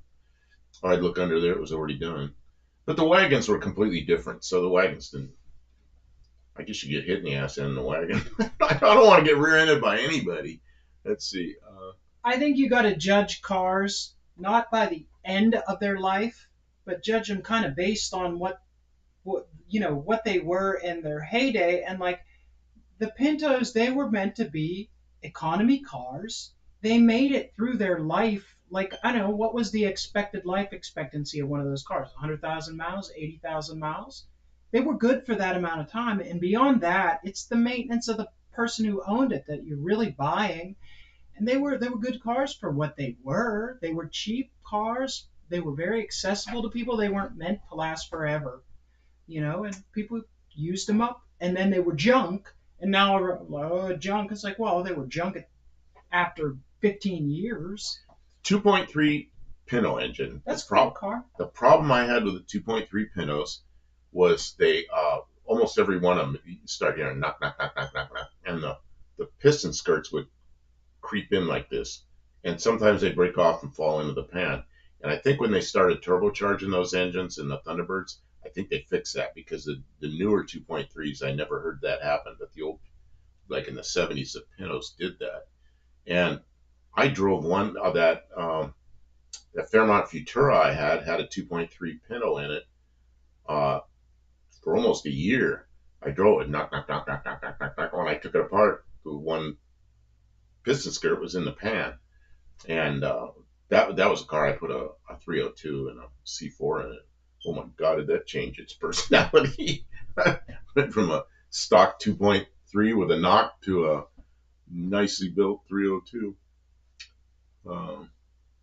That's it. We drove my free Pinto into the ground. Pinners are outstanding.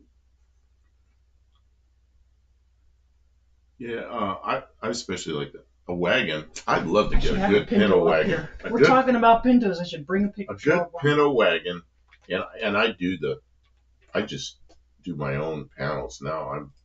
I have no problem doing that. Oh yeah, there they are, right there. There's the one with the there's the coupe and the hatchback. Wait, let's see if we can find the joke photo, the joke paint job on the Pinto. Oh, this little. It'll come up.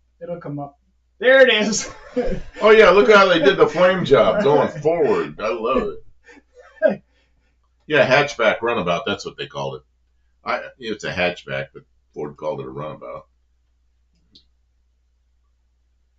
Ford Pintos in their rear ended. Yeah, they make all this fun about this and everything, but you know what? That Pinto that had that massive fire, it was sitting still and got hit by a 76 Camaro. I think it was a second gen Camaro going 70 miles an hour. What do you think's gonna happen? I like the picture below with the lady.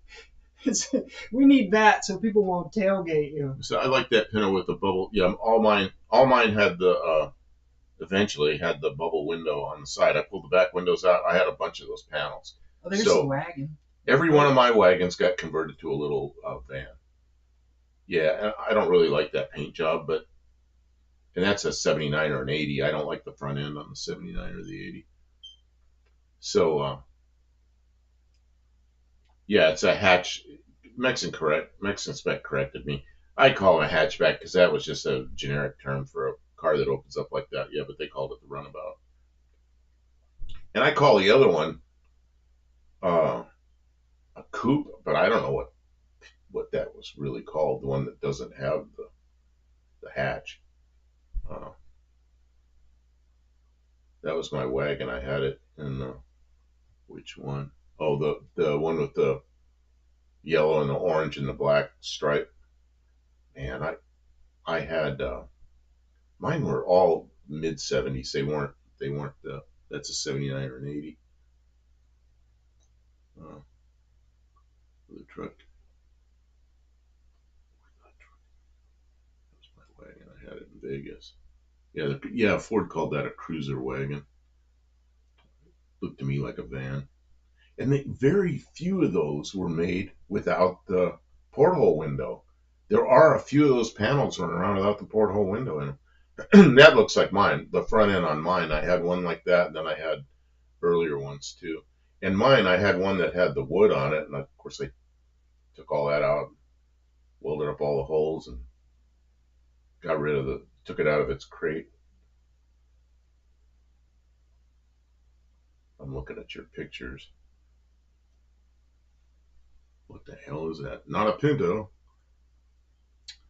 Buff, did you ever live in Simi Valley? Oh, No. there's that window. Yeah. There are a few of those panels that don't have that window in them, and that panel has like a little groove around there, so it's a different panel. But if I had one of those wagons, I just make the panels. I just make them. I mean, it's not that big a deal. Then they were plentiful, and I just buy a set and take the windows out of the wagon.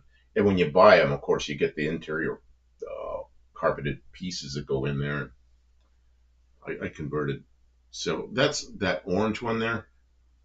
One of mine looked like that, but it wasn't orange. Yeah. And mine had the other nose, like a 70. That's a 78. Yeah, mine had a. I had a, my favorite one was a 75 that I had. How about okay, here, Pinto Squire. Yeah, hate those stretched wheels like that. Stretched wheel. Simi Valley. No, I know where Simi Valley is, but been through there a few times. Uh, Seriously, give me a few green Pinto. Yeah, I don't know. Man, that color, that greenish yellow color. I remember those things were everywhere. Those things were everywhere. I bought a 74 yellow Pinto wagon. The guy had made a panel wagon, but used an oblong window over the round one. Oh, that's weird. Yeah, I always wish I could have found one that didn't have the window in the back, but nah, they looked okay with the window. And mine were all black, and then the window was dark, so it didn't show up so much. My last one, everything was black. Grill, bumpers, everything was black, and it had 10-inch wide slotted mags on the back, and maybe 8 on the front, 7 or 8, and they were anodized gold. And man, that car looked good.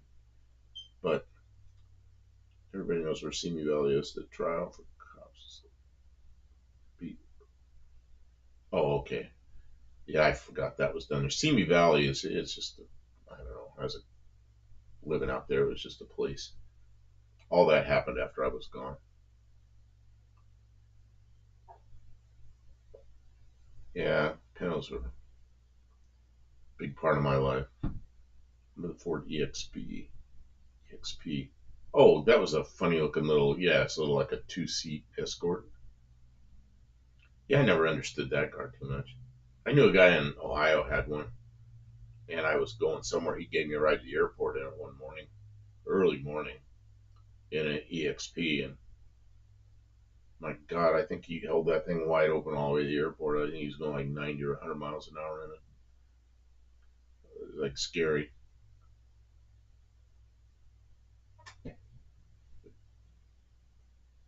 What are you looking for? The car that we're talking about. The EXP? Yeah. Oh, yeah. Keep talking. Ford EXP. There was a Mercury version of it, what they call the LN7 or something. Yeah. I remember those. Yeah, yeah. And Mexican spec just said the sister Mercury LN7. Yeah, those things just like that thing around the headlights with the little like scoopy things, and it's just like a weird car. When I first saw it, I was like, "Oh, neat, a little 2-seater," and then I was like, "Well, who designed that?" Oh, and then they did this red one here in the early '80s. Ooh. Who approved that? Yeah, then they made it even uglier. You thought it was bad, and then they made it uglier. The Probe, well, looks aerodynamic except for those things over the headlights that look like little air scoops that slow it down. Or it was like, well, you're going to the 80s now. Yeah, those headlights makes it stand alone. Yeah, that's just really odd looking thing. The Probe, weren't there 2 Probes? There was a first and a second gen Probe. I think the second gen Probe was a good looking one. Probe had trans problems, same as Mazda. Yeah, it was a Mazda. It was made by, it was a combination of both. The first Probe I got in, I looked up, it had the same sunroof as my, and all the same hardware and everything as my Fairmont Futura. It's like, oh, look at that. They used that. Aztec gets my vote for ugliest car. I kind of like the nose on the Aztec. Oh, that's a second gen, yeah. Oh yeah, I think the second gen Probe looked good. I kind of like the nose on the Aztec, but the rest of it just looks. The whole vehicle looks out of proportion. It's terrible looking. Yeah, the Probe was actually designed to be the new Mustang, and then they didn't do it, which is really a good idea not to do that. Those were okay. I think. I don't know how about the running gear if they last a long time, but I like the way the nose looks on them.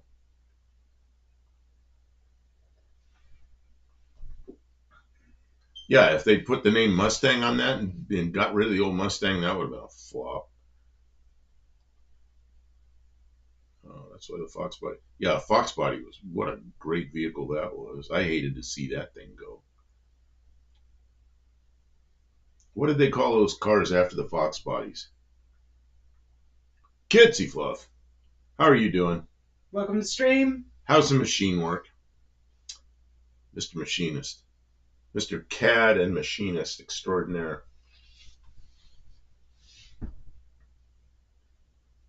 SN95, that's what it was. Did we put up the video of me doing the machine work for our I don't think so. I don't think so. Oh, you know why? Because I didn't get the pulley to put all that together yet. I'm gonna make that. So do I spoil it and tell them, or do you do? You can. It doesn't matter. She bought. Well, it started because I stole the. We have two motors. I stole the spacer. One set of spacers. You want to tell the story? Go ahead. Go ahead. I'm sorry. I'm done. I stole her fan spacer off her Slant 6 and her 66 Dart. She let me do it. She said, I'll get another one. Well, it's 7/8 of an inch long. They don't make a 7/8. They make a 3/4 and they make an inch. Well, we decided the inch would be good. So she bought a new one that was an inch. Well, it's made in China or something, of course. So she gets it, and the little nub won't fit in the fan. So I get calipers out, and I look, and there's like 3 or 4 thousandths difference interference fit. So it's like, well, that's not going to work. So I said, let's just chuck it up in the drill press, and you take a file or something and laid it down. And she did, and she brought it down, and we measured. She made it perfect. Anyway, it fit right in there perfectly. So we made the drill press into a lathe. Ta-da!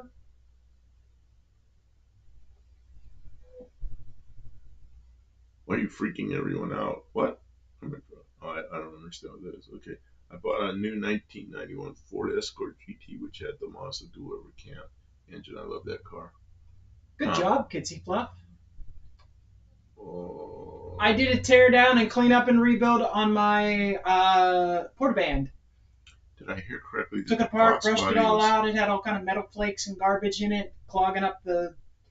Got it all cleaned out, put it together. I need a new blade, but the blade is good. It's just kind of dull. It's got like one sharp tooth that cuts every time it goes around. I'm not sure what the difference is between a Fox body and a Fox platform. Because the first Foxes I saw were the 78 Fairmont and Zephyrs. And then, then in 79, the Mustang and whatever the Mercury was. And then, went from there until the SN95s came out, which that was a car I really didn't like a lot. They look okay, but I really dislike the dash and the interior in the SN95s. I remember like back in the mid 90s, a Probe was considered a pretty sporty car to have. I mean, it wasn't like the sporty car, but if you had a Probe, it was like, oh. I did a tear down, cleanup improvement, and rebuild of my mini lathe today. Reground, contact surface, deburred, torque stuff properly, added grease. Oh yeah, that when you tune up a machine, it's really nice.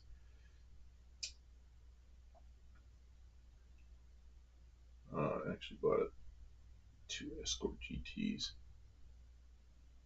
Crappy, yeah, Capri. It's Capri.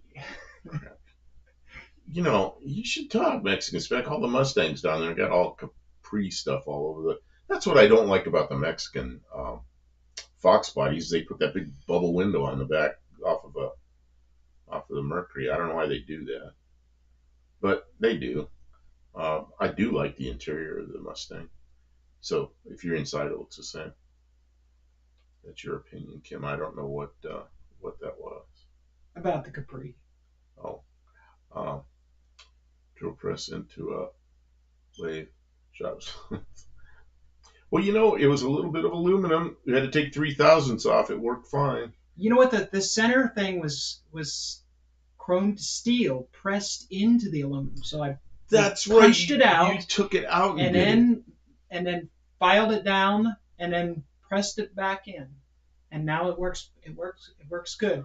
But then we realized that the pulley that I had sourced, it came off a 318, and the offset for the water pump is not the same on a 318 as it is for a slant 6. It's actually exclusively a slant 6 offset, so I had to order one off of eBay. Aldrab says you can probably swap the hatches if it's important. I never thought about that because I thought the whole thing was kind of pooched out on the sides. Mexican spec, you probably know this.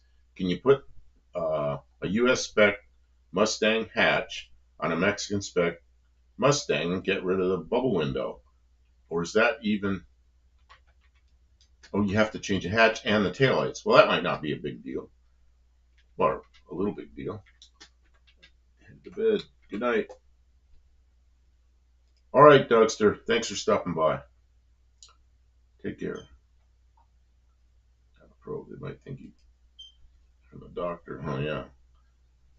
I've been wanting to replace spindle bearings and get a new forge on. Oh, yeah. You gotta fix your chug. I've been leaning toward buying an actual lathe that would be.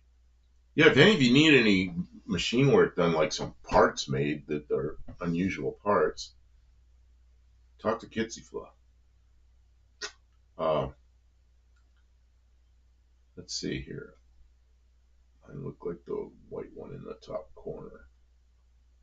We don't have an actual lathe because we don't have the space. Man, there's some things. I saw a lathe this or last week, this week, I don't know, in Marketplace, and it wasn't bad looking and it wasn't real expensive, but we just don't have a place for it.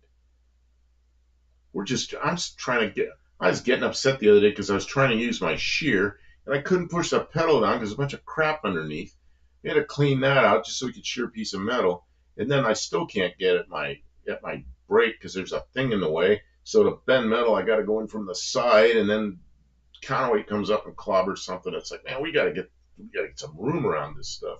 Rob's Rods and Streetcars. Take care.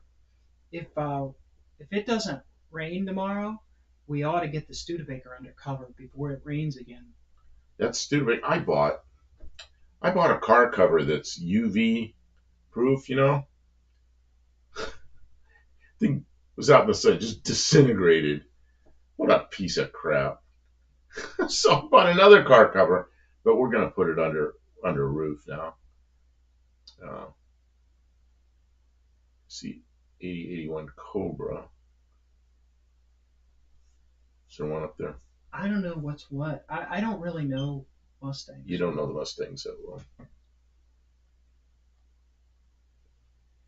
You were talking about Mustangs. I knew it was a Fox body, so I was.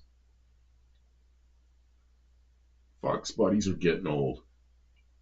Well, when they were newer cars, man, they handled good.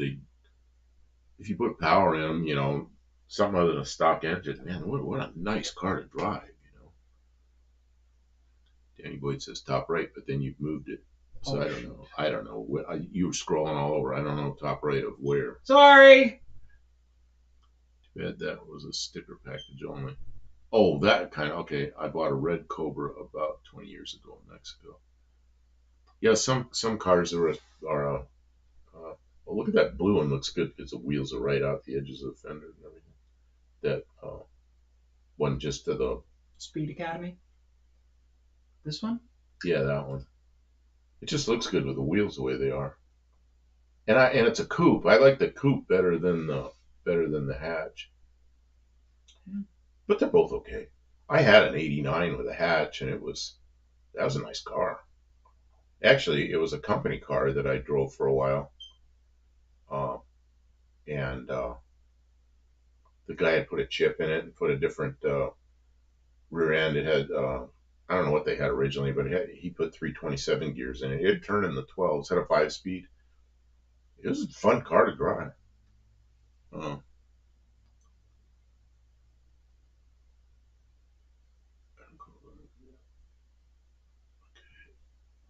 pretty good. I'll be back, y'all. 1 minute. 80 to 91 Cobra at least had the pace car front end. Fox body revived the pony car movement. Yeah, the Fox body Mustang. I mean, didn't look like a Mustang, like a traditional Mustang, but what a nice car it was. I didn't care. It was really like those things. 79 Cobra was only decals, maybe. Yeah, the one I had, it was a. I don't know if I said 79 or not. It was an 89 uh, Fox body Mustang, and it actually wasn't mine. It was a company car, but I drove it for quite a while. Um, 82 GT 5.0 was the 63 GTO of the 80s. 64 GOAT. What's wrong with your typing? What did you do? Oh, you put 63. A 63 GTO. You have to make that one yourself.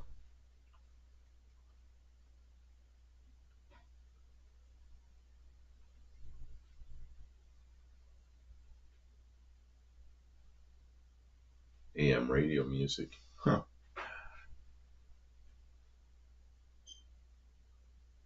You know, for a while I really liked AM because I could drive along at night and listen to Art Bell and really good stuff, but it's all turned, I don't know, political and stuff. I haven't had a car radio on in a long time.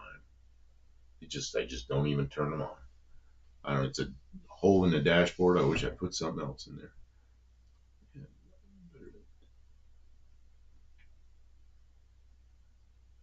Yeah, that 89 I had, I don't know. Okay, all the way in Utah. You ever hear, what's a big station up there in Salt Lake City? KSL. I used to listen to KSL when I was a kid in California. And it just come booming in like it was right next door.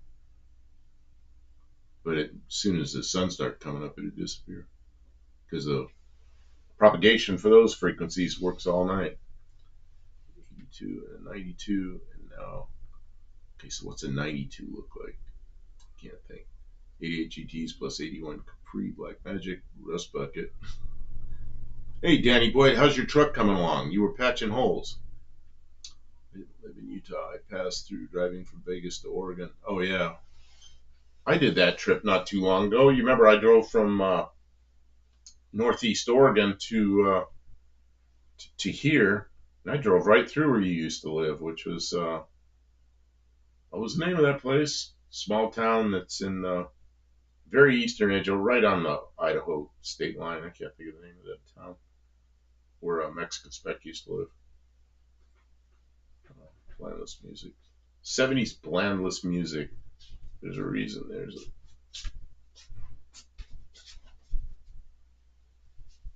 Ontario. Yeah, I knew it was something that didn't belong there. Because that's Ontario, California. There's Ontario in Canada, and there's this little Ontario up there in eastern Oregon, right on the Idaho border. Yeah, I just went through there. I've been through there a couple of times in the last couple of years. Oh man, I'm always in a hurry when I go through there. You know, when I was there last time is when there was the eclipse up there. And it just, got really dark for a few minutes. It's all closed out, perfecting contour surfaces where I filled. I moved on to the cab, which is good solid, but scabby. I'd be ready for paint in another week. What color are you going to paint it? Or same paint? Or touch up? Or what are you doing? And that's what I used to do. When I was in Ohio and I didn't have any work, I always worked at buy here, pay here, use car locks, fixing rust. And I fixed rust on bodies, I fixed rust on brake lines, and I fixed rust on fuel lines. That seemed like that my whole job was that. One time I put a thermostat in a car. All the rest of it was rust repair. Man, I had a guy get so mad at me. He had one of the little mini Dodge vans, little boxy ones. And the slider door, the bottom was all rusty, and I grabbed my die grinder, and just cut the bottom of the door off. And he came in and saw the bottom of that door cut off. He was so upset. And what I did was I just hung fiberglass there and wet it all. Well, I hung the fiberglass there and then put some really flat aluminum rivets in there, and I just wet it out. Then I wet out a couple more layers of fiberglass that's just hanging there. And I took a 2x4 and I pushed. Nobody can see me. I pushed the glass up so that it was the same curvature as the door. And when it cured, I took the die grinder and knocked the glass off, and then glassed it on the inside. And then I put a couple more coats, and then of glass. Did the same thing, and then I just put Bondo over it to fill the weave on the glass. So there wasn't much Bondo in it. Sanded it down, primed it, and I painted it with Duplicolor, the spray can, same color as the van. And about 2 hours later, I pulled it up in front of his office, and he's like, "Oh, he's all apologies. Oh, that looks so good." Then he had a whole lot full of cars that rust, and I thought, "Oh, what did I get myself into?" Uh, let's see here. Factory Code S bright dark blue. Okay, that's what it is now. I think you had pictures of that somewhere. Uh, oh, right there, like on your, right there, you have a picture of it. I wish I'd go back in the time machine and get them for $2.99. Yeah, man, I was in Oregon. I needed a can of gray primer, just spray can, and I went in a auto parts store. I was at lunch. I was in a hurry. Grabbed the can, put it up on the counter, and the guy goes, "There's no tax, no sales tax in Oregon." The guy goes, "It's $29.95. I'm like, I laughed. I said, "Okay, what is it really?" He goes, $29.95. For a can of paint? He goes, "It's $29.95. It's like, man, I really needed it. So I bought it and I left. And I'm not. What happened to the price of paint? Uh, although I found it is cheaper other places.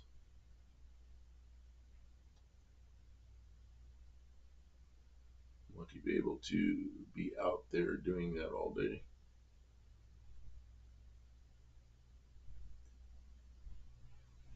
So Dan, did you use the?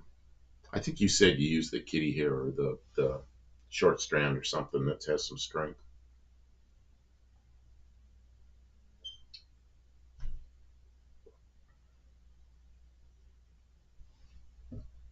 That monitor is so dark I can hardly see that.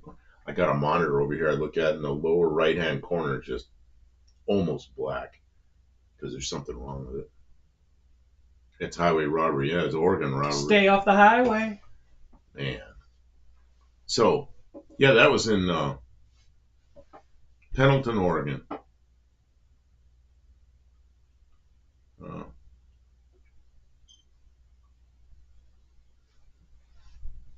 yeah, Duplicolor used to have a whole lot more colors, I think, than they do now. Maybe you just have to order it. I don't know. A lot of places don't stock as much as they used to. You can get online, and there's a place in, where is it, Mississippi? Louisiana, Mississippi, somewhere down there. There's one in Florida, too, where they mix it up in spray cans for you. And we both use that stuff, and it works really well. She did that bright green Chevy Sonic.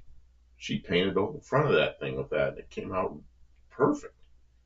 Spray cans, online order. And they send you their clear, too, to go over it. Let's see, I remember driving all around New England buying up all cans. A lot of people like dusters. I really like the two-door darts and Valiants, but I painted half my 92 GT from Duplicolor cans, dark green, code PA, I think. Well, my Ford van, the hood on it, it's some kind of fiber plastic shit. When I got it, somebody driven into something before I got it, poked a big hole about this big right in that hood. So I fixed it all with epoxy and glass, primed it, and then I went out and bought Duplicolor and sprayed it the same color as it. It's a white van. It's pretty easy to match. White Ford paint, Duplicolor, and I bet you never knew I did that. Just looks the same, doesn't it? Our local CarQuest will mix up paint. Wow, that's pretty good. You know what? I've heard of that. Yeah, Napa. Well, it depends on your area. You can find it. If you ask around, you'll find somebody who knows a store that will put it in a paint can for you. Well, I'm not. You and I both, independently of each other, bought that um, the paint, the matching paint from an online place. We both bought from the same place. Not unhappy with that at all. Uh, No, it was a lot. It took a lot more coats than I have familiar with, but it laid out nice and flat, and the color, it was good stuff.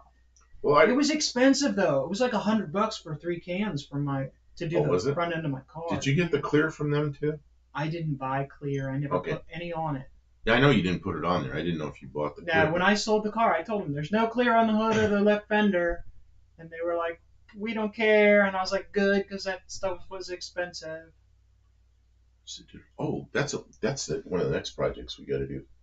Get the Jeep up there, the Patriot, and where it got hit by the deer. Go up to just finish that spot, and we've got the Paint paint for it. Yeah, let's just we should finish do it definitely because it's That's the right nice weather. warm weather. Yeah, let's just do Yeah, it. we'll can run do the that. AC We and can do that take tomorrow. the humidity out of the garage. And We could do that tomorrow. Yeah, we're not. Can't. We're too busy with other things tomorrow, but we can get to it very soon. What do you mean we're too busy with other things? What do we have to do Well, tomorrow? right now my car is in the garage waiting for the radiator to get hooked up. Okay. And then we need to put the Studebaker undercover because I know it's going to get ruined. it's going to get really rotten really fast, filling up with water. So we got to get it undercover and get the new cover on it. And then if we can get the hoses hooked up, we can. If you want to paint, we can pull the dart out. So maybe Thursday. We could do We could plan to try and get it done. I don't have my phone with me, which I always do, and I don't know what the. I'm just flipping through pictures here, dumb stuff. What's that? Well, you can't see it because you. Oh, okay. I got it blown up. Hold on. Just leave it there. Leave it there. Leave Okay. it there. So I don't know if it'll unblow up because it's a pretty big picture. Oh. Oh, we're too big. We're too big. I got to do that. You know what I think that is, but I'm not sure. That's what I will get it here. What do you think it is? I think it's. I don't know. I think it's a pickup truck with the back of a. Yeah, with the back of a '59 Cadillac on it, like the Rockets. Huh. Oh, full custom something, yeah. Well, you know what? I was looking through my little thumbnails here, and I saw the color. We're talking about paint. I saw that color, and I thought, what the hell is that? So I clicked on it. Cadillac truck, yeah, but it's got a trunk. It's a truck with a trunk. I don't know what the hell that is. Chopped square body. Is that what that is? A square body? Yeah, it is. It's a square body. Yeah, it kind of looks like a. Okay, so I got to get that thing off the screen before. A C10. We got to put something more custom up there that looks better. Something more gooder. Yeah, for those people who like custom cars, I don't know. I can't. I don't know how to get it so we can see it. How many of you know who Ian Russell is and watch Ian Russell and some of the things he builds? What's the name of that car? No, it has a name. Oh, it could. I don't know what car that is. It's in my collection of pictures. So, yeah, somebody did a nice job on that. Yeah, if you like that kind of thing, it's okay. Beautiful work, but I'm not sure I'd want to drive that around. But it's cool looking. I mean, if I saw that at a show, I'd be looking at it. Cadzilla. No, it's not the Cadzilla. I remember in the early 60s, a lot of people would take all kinds of cars and put the slanted headlights from Chrysler products and work the Chrysler grill into the front of their 57 Chevy or 56 Fords or whatever. That was a thing to do for a while. I don't like cat crusher cars. What is that? Oh, you got something coming up on Discord or something over there. I can't see it. Yeah, that's right. Okay. Maybe it's Cadzilla, but I think Cadzilla was a ZZT. Yeah, Cadzilla. Look up Cadzilla. Oh, okay. Keep talking because it'll take me a minute. Yeah, it's gonna take you. Maybe a Buick. Yeah, I don't know. It had that Cadillac look, but I have no idea what that started off like. That was, yeah, headlights or something they made. Great custom era. Yeah, which I see. I grew up in that great custom era. Where is Cadzilla? There you go. Yeah, click on that thing, that purplish looking thing. This one? Yeah. Oh shoot, I'm in the wrong screen. You're in the wrong screen. That is a link to a. This one? I don't know. I'm hurting myself here with all these stupid. Cadzilla was, I think they're right, is ZZ Top car. Yeah, I think that's somebody did a nice job on that. Man.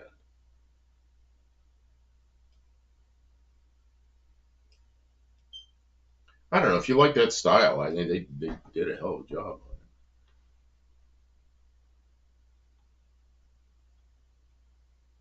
it. Yeah, Cadillac, that Buick, it didn't look like Buick. It looked like Cadillac to me, but yeah, I don't know. It's hard to say. I'm not sure it was anything. I'm not sure it was anything original on that last one. Yeah, that thing is, I think something. Yeah, that's how I am. I like if I see stuff like that at a car show, I'm gonna stop and look at it, probably take some pictures. But yeah, I wouldn't spend the time building something like that. It's not my thing. I like other things. For me, I'm just all typos right now. Yeah, ouch. Cadzilla is lovely. Salute. What's salute? Oh, I think that's like God bless you. oh, it's like gazoon. Yes. Yeah, we get the. I really had the sneezes and the throat problems earlier. I'm still pretty gruff kind of feeling throat. My ass is feeling kicked from today. Do we have to go super long tonight? What time? I've left my phone somewhere. I don't even know what time it is. 2 minutes and 17 seconds into a live. 2 minutes. There's all kinds of Power Tour content out there tonight, this week. You guys could be watching 2 minutes that. and 17 seconds. What are you talking 2 hours and 17 minutes. Well, that makes more sense. What happened? You put your glasses on, or have you had them on all night? No, my eyes are burning. I had to take them out. My eyes have been killing me. They're starting to get better. We were out in the sun. I burn There my was a eyes. lot of dust beside the road. Cars going by. We had a great time. It was worth it. Don't get me wrong. But, whew. Yeah, maybe we'll shut it down, and we'll be here next. We've been over 2 hours. I mean, you guys are great. I don't want to end early, but I think maybe we should, for our own benefit, he and I benefit. And I know there's plenty of stuff out there, like, to watch tonight. So, you know. Okay. Yeah, let's just be back next Tuesday. We got to go work on all these shorts we got to do, and even with the shorts, I got to get some regular videos out, which I haven't done. So I need to work on that. Salad dressing, yeah, that's what I want. Big old salad, man, that sounds good. Your toes, then get your wrist. Yeah, I think that's what we're gonna do. All right. Any final thing? No, well, thanks as always to Mexican Spec, our lead moderator. I think John Wilburn's gone for the evening. I haven't seen him make a comment in a while, but he challenged us to make our 30 shorts in 30 days. So you'll probably be seeing shorts from him and myself for the rest of this month until next week at least. Thanks to everyone who commented, everyone who's watching. Thank you so much for being here, and we will bring you back next week and do it all again. Take care. Good night.